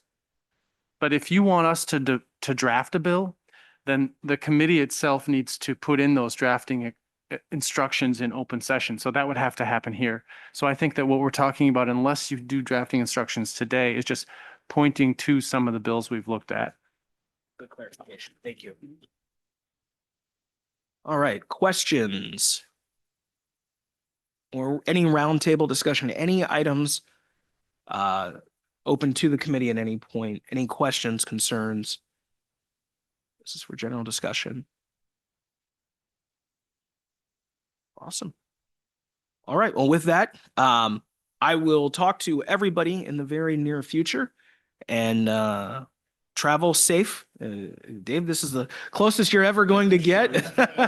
So enjoy, but for the rest of us, it's going to be quite a little hike. So thank you all for being here. Thank you for your service to your state, especially on this topic. We really appreciate you. And thank you to all of our speakers that testified today. We had a great agenda of speakers. And once again, thank you to the members of the committee for helping facilitate. This meeting is adjourned. Thank you.